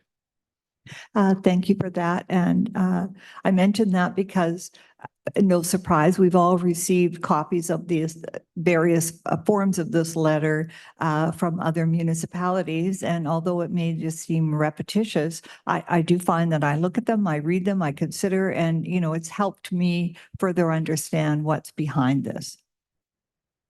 Right, thank you. And I think, as our CAO has pointed out, we want to get the message back to the province to basically get out of our way, stay out of our lane, let us do what's best for our community. And that's recognizing we can understand what the development and housing needs are for our particular community. And that is what we're pushing. And that was what this council has approved in great numbers for the term that we've currently served.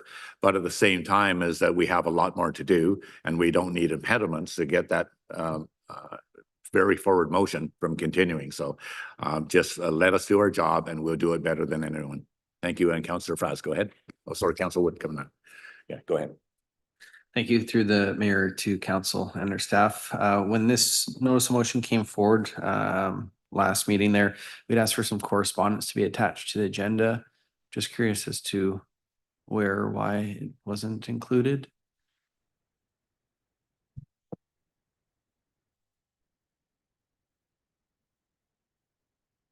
Go ahead, CAO Taylor.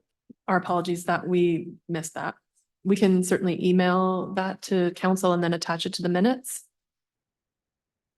Okay. If that's My hope is just to that since this isn't particularly our item, that the community would be able to have that information as to what we're talking about here as well, instead of having to dig it up, just so everyone has the same correspondence there. Initially, when this came up for me, I was a little bit on the fence as far as like trying to understand what the province's reasoning and what they're trying to get out of it. And I can see the idea, you know, I've heard the discussion before, why, you know, if a professional architect puts a stamp on it, then why should we have to go and reanalyze that and just slow down that process?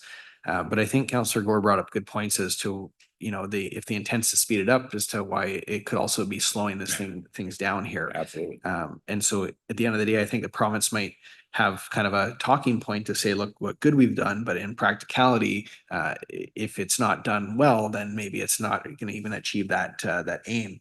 I think they missed the mark on doing meaningful consultation with the municipalities to see if it is something that worked for us, asking us to how it's going to be able to be best implemented. So maybe it's just kind of a knee-jerk reaction that the province thought this would sound good, get it out quick. But I don't think it's hitting the mark. So I've been convinced to support this motion here, as far as giving them some opposition from our end and letting us know that we're not satisfied by it. But I also recognize too that they have a portal for input that's open, and they've extended the deadline till, looks like January 6th at 3 p.m. So I think whatever comes out of this, that should also be added in through the portal for their input there. Yeah. Okay. But as well, maybe that on our website, that the community gets to know the portal's out there too, because, you know, they'll get our letter, but if looking for residents inputs, then it's important that residents are able to access it easily as well. So I just think having that access point on the city might be a benefit. Thank you for that, Councillor Fraz. And I think staff have comments on your suggestion. Yes, thank you. If I may, I just wanted to let council know we can very easily add that to the council highlights, which go up tomorrow, and have the link to that for the general public to respond. Yeah, for the portal itself. Yes, Thank you. Thank you. So with that in mind then too, I will be supporting this, and I thanks Councillor Gore for bringing this forward. Thank you. And Councillor Wood. Thank you, Mayor, and thank you to all of council for their input on this one. It looks like a recommendation number 3, we do mention the provincial portal, which is, you know, to Adam's point, which will be really handy. You know, I think if the province wants to compare efficiency and, you know, amounts of red tape with the city of Parksville, we're open to have that discussion. You know, we approved at Franklin's Gull Road, we approved a 36 unit non-market housing development through the Lions Housing Society that we are coming up on 2 years. And we're still waiting for BC Housing to come forward with funding. So, you know, if the MLA wants to follow up on that item, that would be great for us. But otherwise, we're running a pretty efficient city up here, I feel, with quite a lack of red tape and a lack of bureaucracy. So if the MLA wants to compare how we're each respectively running the organizations that we're responsible for, we would certainly welcome that discussion. Thanks. Thank you. No further comments? Go ahead, Councillor Gore. Yes, just a quick comment. Like I agree with what Councillor Frost said. And if that wasn't the intent of this bill or the province, then these discussions need to happen prior to bringing something down as like it's mandatory for you to do that. And on the other side, they should, even if it does pass or if it's amended, it should be something voluntary that communities can join in if they wish. They feel like Councillor Wood said, if they feel there's enough of red tape, they're not able to get the housings approved, then the community should have the say whether they want to opt in or not. So this is my final thing, but also there's issues with this as the way it's presented in terms of liabilities. I know it says the liability is not on local governments, but we haven't had anything from the Architects Association or anybody or all these PGA professionals if they are okay with taking on all the liability which the province is claiming with this bill. I find it really, I'm not convinced that those professionals would be okay signing off on 100% liability. But you must have all read the letter as well, Mr. Mayor, from the PIBC, the Planning Institute. They have concerns with this. It's not in favor of the public or the local governments. That's how I see it. Thank you. And I agree 100%. Yes, you wouldn't believe the amount of correspondence and phone calls I've received on this, as well as from other mayors in the province as well, just to ask how we are. But with the total respect for the fact that we have the UBCM that works for us and covers all the issues, not just that's unique to our community, but to all communities in British Columbia. And so that's why I'm impressed that the UBCM jumped on this so fast with their list of recommendations as well. That's going to appeal to the broader spectrum. Thank you. Councillor Martin, go ahead. Sorry to belabor this, but at UBCM and that meeting, we discussed this. There was a real fulsome discussion. And it's like they just ignore, and this is why it's great that UBCM has picked up on this, because it was discussed thoroughly. I was there. So thank you. I just wanted to pass that on. Yeah. Thank you. And someone else can take the microphone before I call the question, because I'm waiting for Councillor Wood to get back in. Hello, Councillor Wood. Is he? Okay. Yeah. Caffeine attack.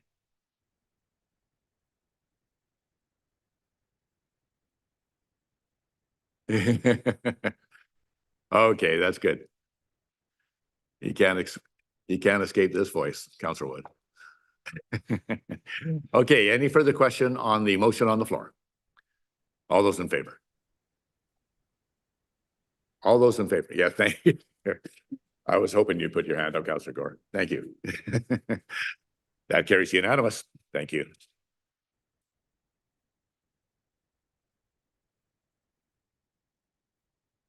Next up, we have motions from previous meetings. The second motion from the previous meeting is regarding from Councillor Beal, sponsorship of student delegate. Councillor Beal, I would ask you to present your motion, please.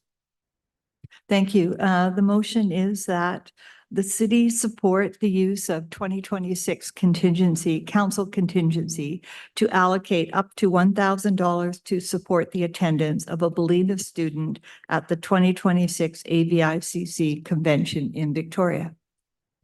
Thank you. I'd ask for a seconder for that. Seconded by Councillor Martin. Okay, Councillor Beal, could you speak to this, please? Yes, I will. Thank you. I'd like to explain that, first of all, that AVICC will waive the registration fee. and will also pay 50% of travel costs. So that's up, and from their end as well, up to $1,000, which I don't anticipate that it would be that much, quite frankly, but that's per successful student applicant. And we would cover if this is approved, we would recover the remaining travel costs, plus there would be 2 nights accommodation, plus some meal coverage following, per diem amounts. It does include most meals, but not a dinner for Saturday night, for instance, and Sunday lunch might be for questions. So it's fairly minimal, those additional costs. The primary would be, some travel costs and some accommodation. Successful applicants would be notified by the end of January. So we would know at that time if someone from Bolinas Secondary School did apply and whether or not that person was successful. I'd like to explain just a little bit more about the program, but I know that everybody has some idea that was sent out earlier. The students would take part, they would get a briefing, there would be some information ahead of time from ABICC regarding what the process is like, what it's like for them to take part. We would be responsible for the student throughout the convention and, ensure that there was a safe and positive experience, and also that the convention code of conduct is upheld. The convention itself does not start until 2:00 on Friday, so there's no need for accommodation ahead of the Friday. And there's a welcome reception. All of those details are there. Light reception, food, breakfast, Saturday, Sunday, lunch on Saturday. So quite a bit is included. And as I said, the registration fees will be waived. So hopefully we would approve this, and it would be a great opportunity to have youth exposed to how local government works in such a setting, and hopefully increase the likeliness that they would participate on more levels with their local government over time. So I'll stop there, and if there are any questions or comments, I'm happy to respond. As seconder, Council Martin, do you have anything? Okay, thank you. I'm very supportive. I mean, it's very good for us to do this. Thank you. Thank you. I'll just mention that I'm not in support of this motion. I am concerned anyways with another increased cost to our taxpayer, which the contingency fund is actually made up of taxpayer funds. Also recognizing the fact that this is for a student from Bolinas School. I can remind council that we recently just approved a grant amount for their dry grad ceremony. We also have a bursary scholarship fund that we provide annually to them. We also did a considerable contribution to the Bolinas School, School to 69 track at Bolinas School. And I feel that that's showing our support for youth in our community. I also recognize the fact that we have already budgeted for and allocated funding for all 7 council members to attend AVICC, which is not a inexpensive endeavor, and that is also already funded by taxpayers. So I don't understand what the benefit to Parksville taxpayers this would be in this particular case to have them taxed, because as we know, the Parksville taxpayers are also responsible for major school funding on their tax requisition. So they're already funding for the education of our individuals as well from the taxpayer. So I am not in favor of this particular motion. I believe the AVICC is an amazing organization. They have amazing conferences and so forth.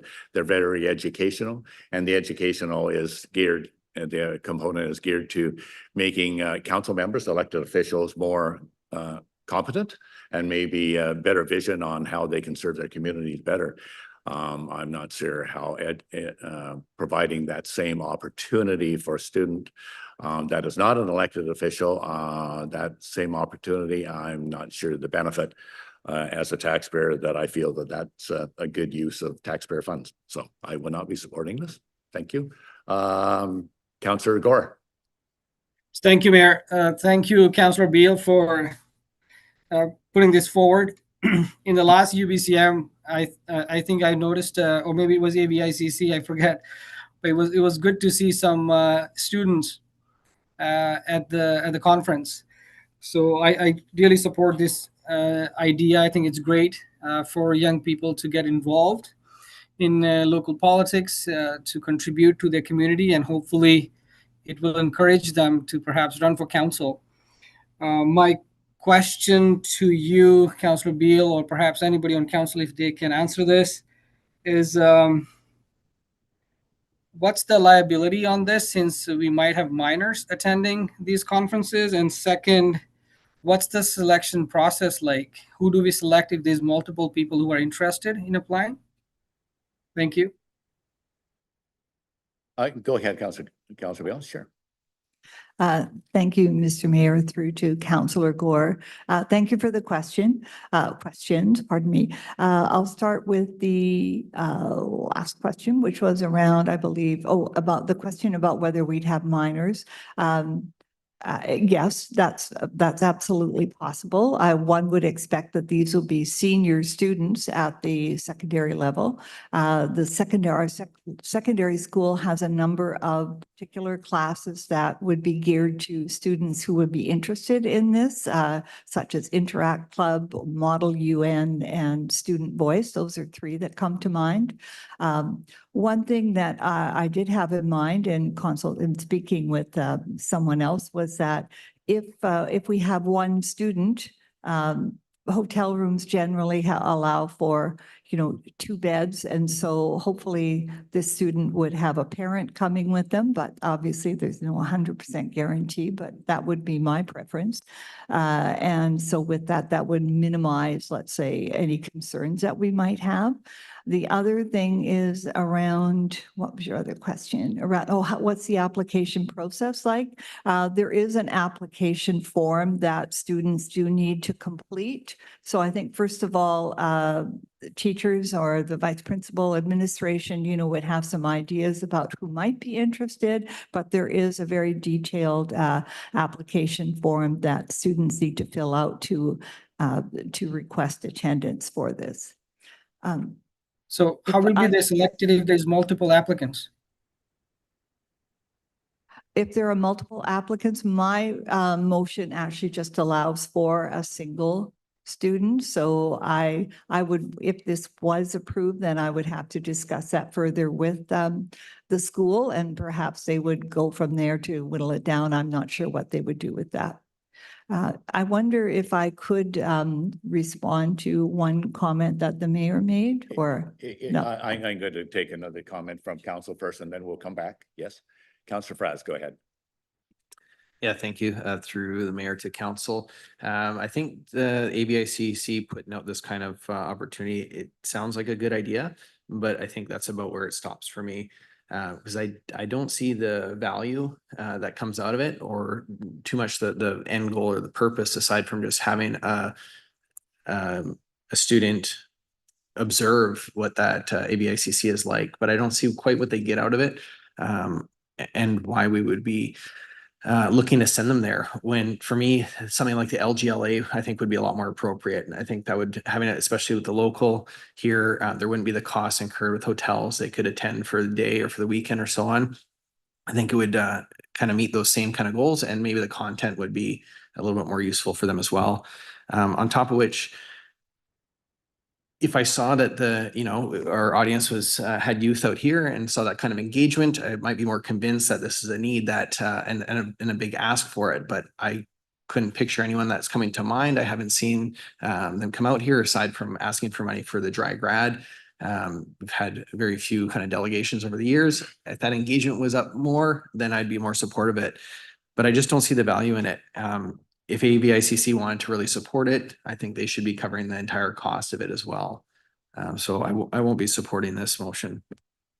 Thank you. And just to comment on Councillor Fraz's idea, that thinking on exactly what you said, LGLA would be actually the excellent opportunity, because it's guiding elected officials, and it's strictly talking about how we can be better elected officials and what the whole political game is all about.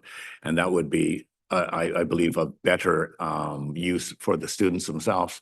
And the other thing, just from a practical point of view, LGLA sessions are usually held locally type of thing, and it's usually a 3 or 4 hour event at one of the local facilities or conference rooms that we have in the area. And I would definitely think that that would be a much better venue. I'm really concerned about the liability issues here of who's going to be monitoring this individuals there.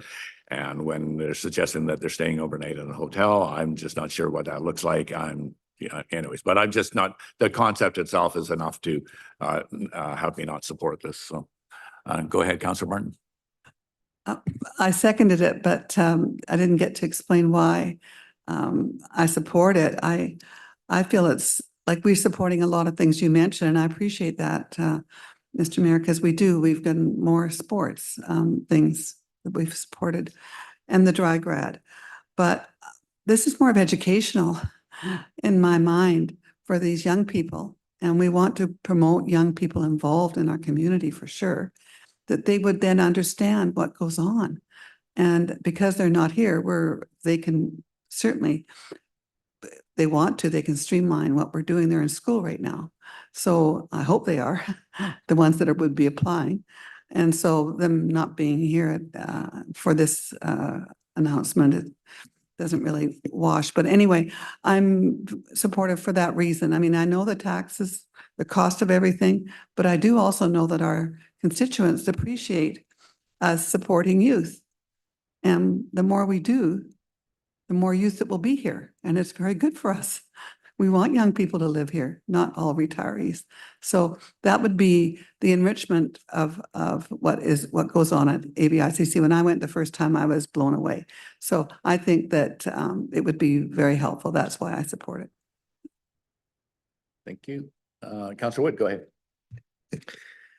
Thank you, Mayor. I love the idea of this, is that we kind of bring a high schooler to AVICC so they can get the pro mic and the con mic, and they can see all the issues that are affecting local government and listening to our voices.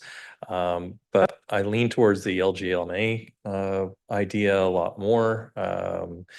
And, to Councillor Fraz's point, we haven't had a lot of high school interactions here in the gallery with council or via email, really.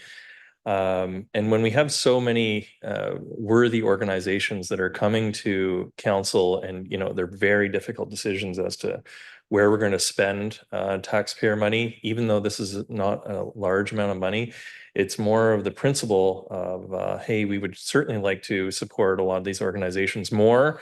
And then this is more of a wish list item that I would like to see AVICC fund completely on their own in order to kind of attract those high schoolers. And so for those reasons, I can't support this. Thanks very much. Thank you. Any other first time speaks? No, Councillor Beal here. Yes, go ahead. Thank you, Mr. Mayor, and thank you for everyone's comments. I do have a question for our CAO. And the question is, in some years, in the motion, it specifies out of council contingency, but I also know that we are budgeted for full attendance at AVICC. I'm wondering that maybe it's impossible to know ahead of time, but in some years, do we tend to access that full amount, and would it be possible to apply some of that budget for this purpose if in fact this passed? CEO Kaler, go ahead, please. Thank you. If I may, through you to council. The policy that we have in place right now is that every year we automatically include in the budget attendance of all council members at AVICC, all council members at UBCM, and then the mayor plus one other at FCM. So staff look into where the event is going to be, or where those events are going to be held each year in our year before budgeting, and allocate those amounts in the budget.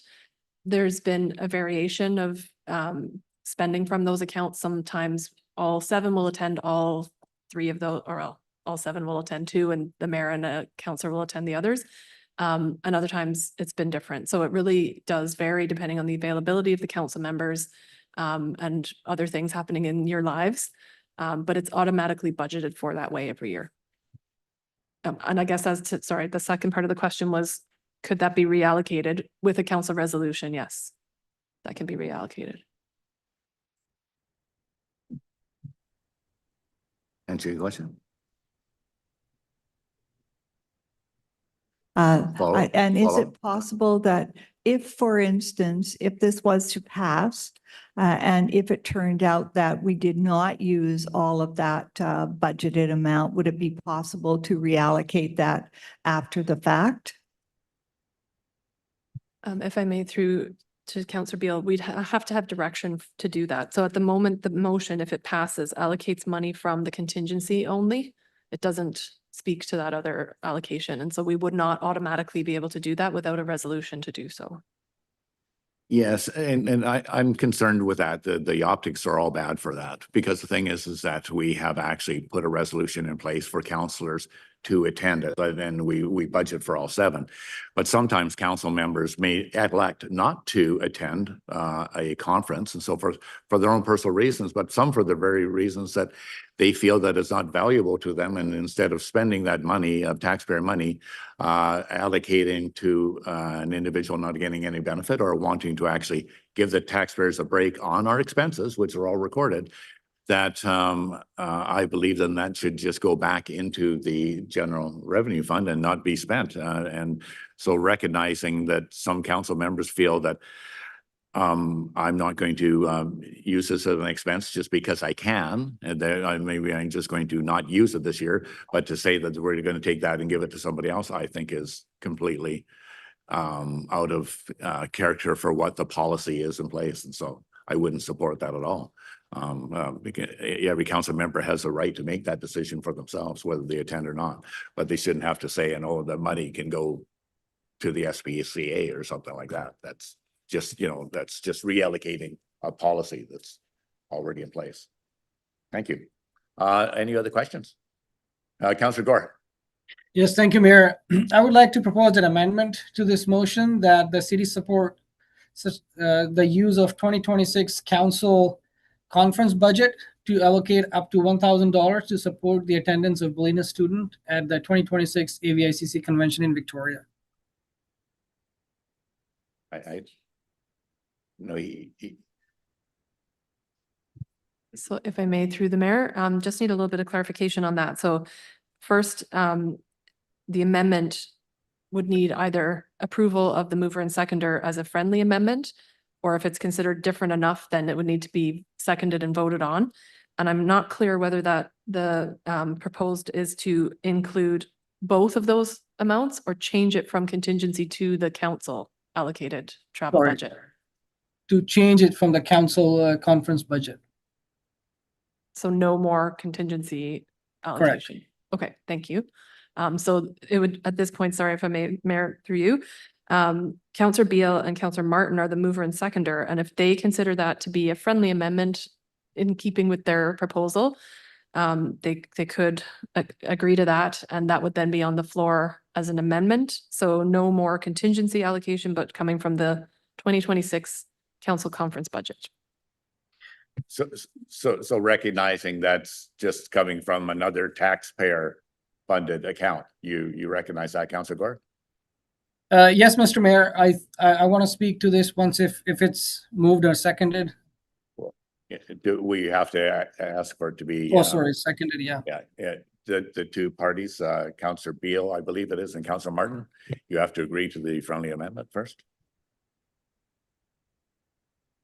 Here we go again. I'm afraid not. What I would, I don't know if that's, can I just stop that? I would like to amend it to have the word or the budget for the AVICC budget, only for the reason that otherwise we might not know until it's too late. I mean, somebody might be approved, but we don't know until, because something comes up, unless something comes up, and it might be very last minute that someone cannot attend, only then would there be sufficient funds budgeted within that amount. So I would like to see it as a backup. So contingency or the other account, whatever it is, I'm should okay there with be that. funds available. CEO Taylor. Sorry, if I may, Mr. Mayor, I think we might have a procedural issue because you can only amend an amendment once. So I don't know if the original amendment was agreed to, or if we're now debating the amendment. Yeah, So negotiate, we're yeah. getting into some I think just for confusion and benefit of the public, we usually would not, I guess we should perhaps vote on the original motion and then have That's- another one. Yeah, that's where I'm at At right this now. point? I think we'll just revert back to the original motion. And yeah, okay, Councillor Beal's good with it. Okay, so thank you. All those in favor of the motion on the floor? That's Councillor Gore, Councillor Beal, Councillor Martin. All those not in favor, opposed. 3 against. Yeah, Councillor Wood, Councillor Frass, Mayor O'Brien opposes. That fails. That's defeated. It's defeated. Thank you. So. Councillor Beal. Right. So the next notice of a motion was as per the amended agenda, was regarding the December 15th proposed committee of the whole meeting for the OCP review scope discussion. So I would like to put this forward so we can have discussion right now. That council confirm its intent to hold a committee of the whole on Monday, December 15th, 2025, to consider the scope for the 2026 official community plan review, to provide guidance to staff and to prevent delay of the issuance of a request for proposals to facilitate the OCP review. If I have a seconder for that motion, then I can discuss. Thank you, Councillor Wood. The reason for this is that there's some question as to whether all council members are comfortable with having this discussion on in committee of the whole for Monday, December 15th, 25, regarding to what we want to do is we want to have an open discussion for all council members, just for council members. This is not public input at this point, but council members to say, what does the OCP community plan review look like to you, and what sections, because this CAO Kaler sent out a very detailed list of items that could be considered for a review of just a certain section, a full review, a half review, a quarterly review, or an amending OCP action, but just to have the discussion basically for the council to actually advise staff what they're looking for to achieve from this OCP review. That way staff can set the wheels in motion to make that happen. And so because our OCP and the strategic plan was just very, it was just generic, very generic as such. A total OCP review at that time is this, an amendment OCP and a review of a certain section of the OCP are 3 different things, considerable time and consideration of staff time. So this was just, we wanted to get this done as soon as possible, like now in December, just so the staff have the ability to work on getting the RFPs and getting all the players in place. Once they know the scope of the review, that's what we're trying to do, and the way we can do that is a wholesome conversation with all council members. So the question is going to be for council to advise us right now. Are they okay to have this on December 15th? And or would they like the delayed? If it wants to be delayed, when do they want that delayed to? Because obviously we're setting our agenda for our next meeting for December 15th. So that is the reason for the motion on the floor. I'm open to comments or suggestions on how council would like to see this proceed. So anybody like to comment? Councillor Gore, you had some emails going back and forth, and I know that you were concerned at one point. Just give us your take on what you'd like to see this look like. Thank you, Mayor, and I appreciate your proactive stance on this for bringing this forward. The reason I wanted this to be deferred and I think we were in conversation via email on this. I reached out to community members to apprise them of this agenda item that was coming up. And some members of the community had concern that due to the upcoming holiday season, they are not fully in tune with what's going to happen with the OCP review. So, and I agree with that. I think an OCP cannot be done without a fulsome public participation. And I know those are planned in the future. I get that. But I think even from the onset, we need to have more engagement with the public, even when we do the scoping of the OCP, in my opinion. Not much work will happen over the holidays anyways, so I would like this to come up on the January 19th meeting instead. So there's opportunity for us to hear from the public in a couple of weeks, and for us to be better prepared actually to take this on. So that's my take. I would like to see it in the next year.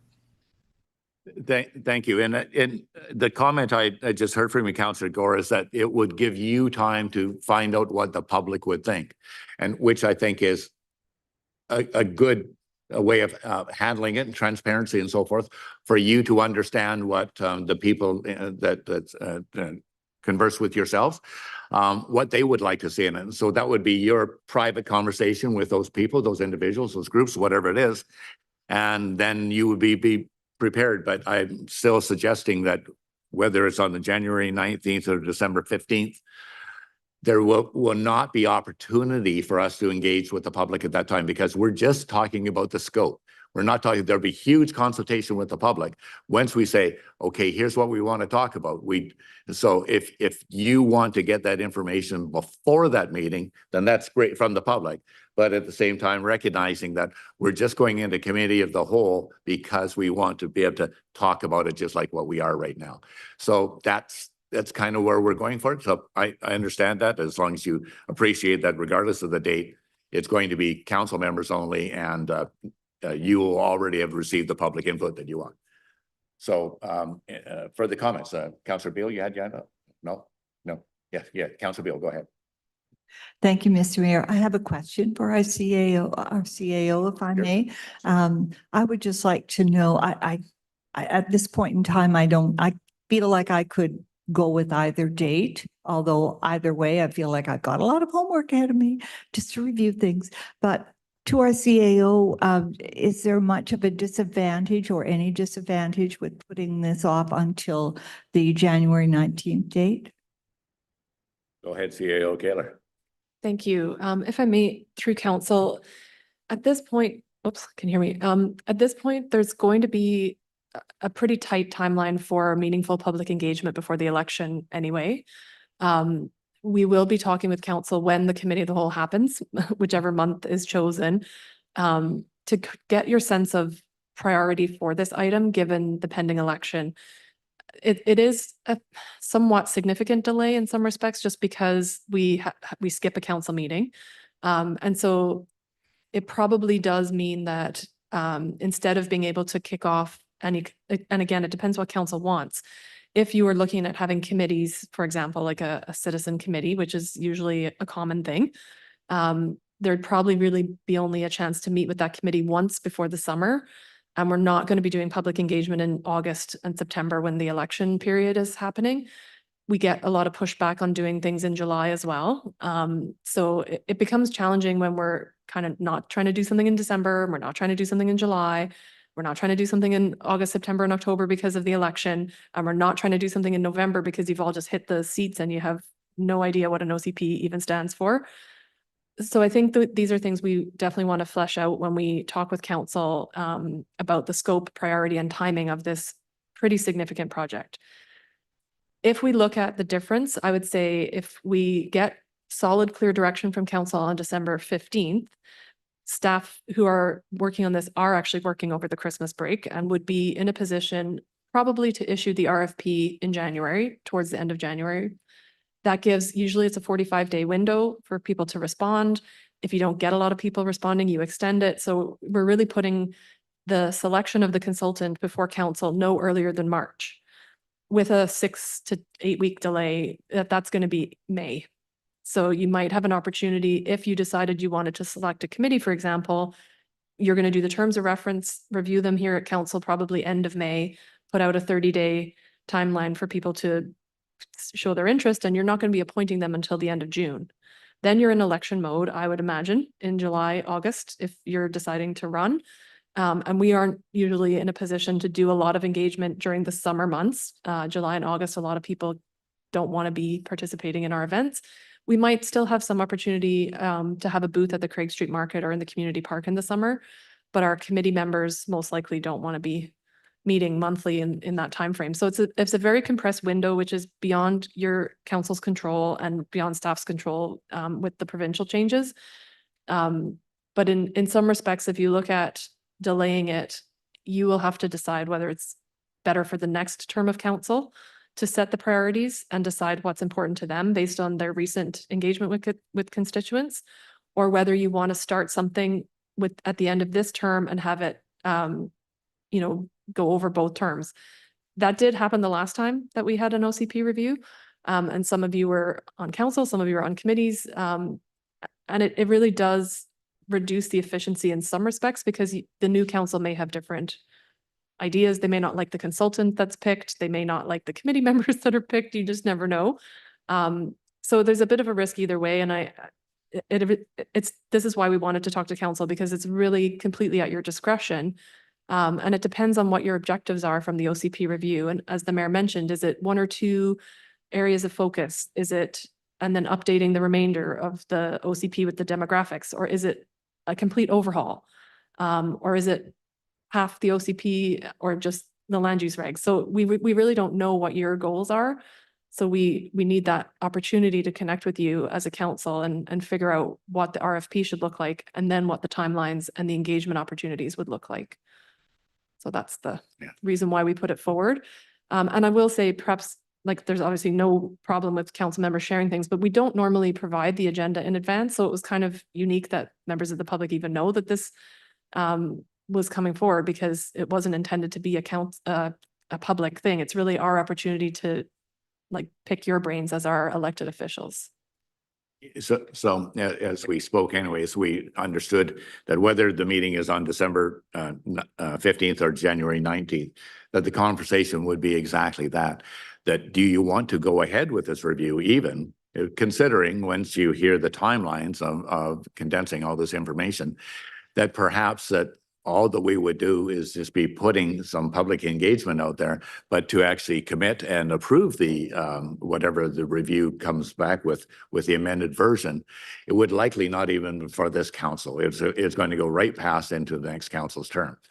And so, having said that, then when the new council is elected, if there's different faces at this table, which I'm sure there's going to be,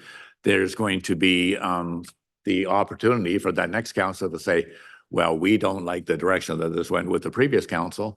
We don't want to have anything to do with it. We want to have our own review, yes or no. We want to commit funds and staff time for this, or we don't want to. So that could possibly happen as well. So that's what the conversation would look like, that there's going to be lots of opportunities for staff to be given the idea of the scope of what's being looked at, and whether it could even be done in the timeline before we're into election mode in 26. So that's just good information. I went through the OCP process originally, and the full engagement and so forth that had to happen with the citizenry, which was absolutely important. I loved it. It was great, but it was a super long process, and just appointing the members of those committees and so forth, the citizenry. So realize what we're going through. And then when you come into summer, everybody's like, no, we don't, we all have summer plans. And so it's very difficult. It's a big thing. So that's what this meeting is going to be. So whether we're deciding, I think what we should do is like now that all of council realizes what the implications of what this meeting could look like, is there any other questions as to what we're trying to accomplish on this? Otherwise, I'll just call a question, and I'll put the dates up there for January 15th or December 15th or January 19th, unless you have other questions regarding the process itself. Go ahead, Councillor Mark. Thank you, Mr. Mayor, and thank you, Kiva, for explaining everything to us. aren't these meetings recorded? I mean, the public could take, like, Councillor Garney has a very good point. It's a busy time of year, but they're recorded. If people wanted to see them, they could see them in January. They wanted to see about the meeting, you know, because it's recorded. So I think the sooner that we make a decision on this, the better, because if we're going to go ahead with it, then there's, like, the timelines are crazy. So I'm supporting to do this in December. Thank you. Councillor Fraz, go ahead. Yeah, thank you. Since you're looking for input through the mayor to council, I support the doing it sooner than later. I think they're just going to give us more an advantage to meet the kind of timelines. As far as the future council coming in and they might be able to, you know, redirect it. That's true. They may be able to, but I do hope that we can, the work that we do is something that we can kind of pass the torch however it goes. And it's not something that's so, you know, that the new council is going to change direction dramatically. Hopefully they can respect the work that we're doing and carry it on. So it's a smooth process. And because it is such a long public engagement, I think the sooner we can get that going, the better off it will be. As our CEO mentioned too, when they start the new term, it's going to be brand new for them. How well are they going to be able to just take something from the start and give in that direction? So maybe if we lay some groundwork to them, it makes it a little bit easier of a transition too. If it does have to change direction a bunch, so be it. But I think we're probably in a good position to get that setup going. And recognize that at this meeting we have with the staff is to provide guidance and scope, that the staff are going to be there, you know, at the December 15th or January 19th, to actually give you guidelines like, yeah, that's doable, but that's not doable, because there's other things that have come in, like, you know, the different provincial legislation. That's if that's the section you want to look at, then staff will give you better guidance to say, well, I know you don't like the legislation, but you can't change the OCP unless it agrees with the legislation. So the little things like that, that's where we need to, I don't know what people want in this review. So this is what's going to provide. Okay, so any other comments right now? And then I'm going to put it just in the question of, I'll say a comment. Yes, yeah, go ahead. Thank you, Mr. Mayor. Yes, I'm going to support, I would like to support going ahead with this sooner rather than later as well. Much as I don't really like to take on extra homework too quickly, but nonetheless, that's the way it is. That's what I signed up for. And no, I look forward to us moving on this. And as Councillor Frass said, I would really hope that we approach this with a mind to, you know, what is the betterment for our community in the long term, and are there things that we need to adjust given our current situation, you know, how people work these days, how people live these days, and going forward. So I look forward to it sooner than later. Thank you. Okay, so I'm going to say all those in favor, let's confirm its intent. Can I? Okay, so do I move a second, brother? Okay, so as the motion that I presented here, it's leaving it at the date of Monday, December 15th, 2025. So those that are in favor of the Monday, December 15th, this would be your opportunities to say so. So we've already moved and seconded. So all those in favor of the recommendation resolution on the floor. So that passes unanimous. So it looks like staff, we have our next meeting, if we could put that on the agenda for the, that carries unanimous, by the way. The next meeting would be Monday, December 15th for the review of this to determine scope. Thank you. Liaison reports. We have liaison reports from our council members. I'm going to go reverse order today. Councillor Martin, go ahead with Parksville and District Historical Society, please.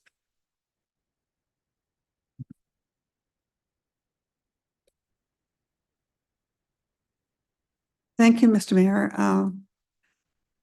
The museum is amazing what they're doing there. They have a lot of events going on. But right now, I wanted to let the public know that this ties into shopping local. And the museum's got their place open with artisans. It's wonderful. 28 artisans. We had company on the weekend. We took them over there and they were really impressed. It was just, in this crazy weather we had, we still took them there to show them. And it's open and they're closed Tuesday and Wednesday, but they're open from 12 to 4 every day. So you can do your local Christmas shopping locally and also at the museum. So shop local. They also have some amazing events on. And what is unique is that they have already sold out of some of them. Yeah. The Child's Christmas in Wales is sold out. They had 1 ticket left on Saturday. So that's, they've got a lot of activity for families and that sort of thing. They've got the craft day, December 12th, Friday, solstice jar lanterns, December 12th, 2:30 to 4. These are for younger people. And then they have another crafting day on December 14th, 2:30 to 4, and a solstice jar lantern on December 14th, 2:30 to 4. So these are for young families. And then the Saturday, December 13th, they have caroling and Christmas cheer. So they'll have a caroling, and that doesn't have the time here. I had a feeling it was in the evening, but it could be in the afternoon because of the weather, for sure. Just a moment, is $10 a person. And it's at 6 o'clock and 7 o'clock. So it's 2 times. And so you go at 6 o'clock. Afterwards, you go for refreshments, Christmas cheer in the pavilion there inside. And then at 7 o'clock, there's another carol session because it gets sold out. So they're $10 each. And so that's what's going on there. They have a very active board, as you know. We're having our AGM on this Thursday, and they're running it at 10 o'clock in the morning. So all members will be at the AGM. Also, would you like me to do the PDBA one too? Yeah. You're on a roll. Go ahead. Okay. Christmas tree light up on Memorial was on November 21st, and it was well attended. It was a big hit. Santa was there, and everyone was happy. I mean, they had hundreds there, so that was really good.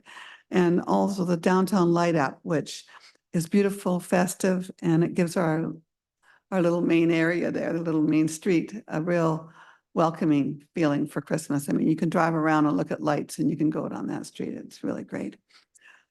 Last Thursday, we had our annual joint meeting with the council and the PDBA. And the mayor did a presentation, which I believe is available to the ones who weren't there. It's a terrific presentation on what we've done in the community in the last year.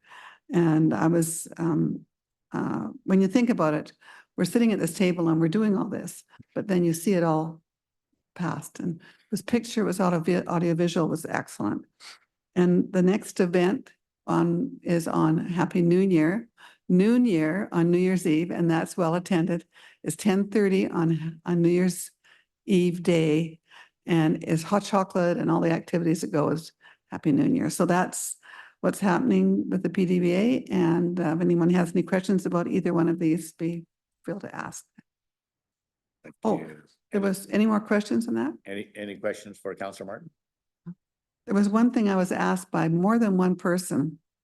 I must announce, it was in the paper, but I want the Craig Bay donation announced that they did 76,100 to the Salvation Army Christmas food drive and 2,941 pounds of food.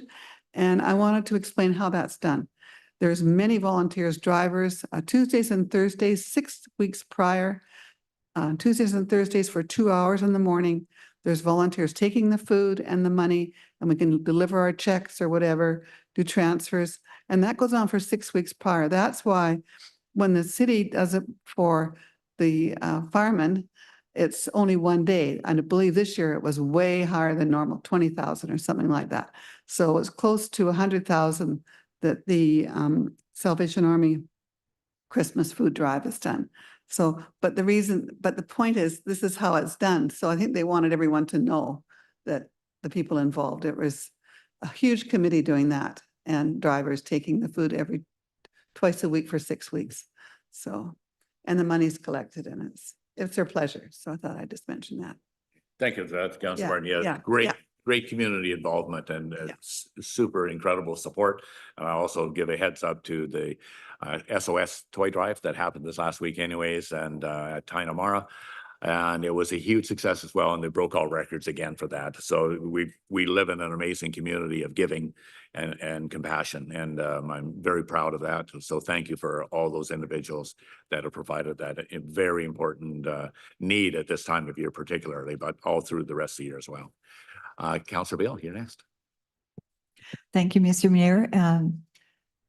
I will just add a little bit about the shop local. Absolutely, there's so much that one can get in our community. So, and in addition to the regular shops that one sees in town, that there are various craft fairs and the like, showcasing local artisan works. And also, as you mentioned, the museum has a gift shop. The Arts Council at the MAC has a gift shop as well, all provided by local artists. So yeah, there's no shortage of great opportunities for picking up something special or something that's needed. Beyond that, I had expected to be able to actually share something and hand out some flyers, some posters, if you like, for the Arts Council fundraising drive kickoff for capital improvements at the MAC, but I'm afraid that they're not available until tomorrow, so I will leave that for now. Thank you. Okay, so look forward to that next meeting. Absolutely. Okay, that's great. Thank you, liaisons. Mayor, I have one report that did not make it on the agenda. Well, okay. You asked nicely, so you get to go. Go ahead. Thank you. Councilor Gore, go Thank you, ahead. Mayor. Thank you. I was able to attend virtually the meeting for Parksville Accessibility Advisory Committee. It was chaired by Ralph, and some of the things that came out of that meeting were that Ralph will be appearing before council next year to get some feedback on the city's completed projects for accessibility. Also, the Accessibility Committee discussed consideration for the accessible washrooms in the parks, not just community park, but all the city parks.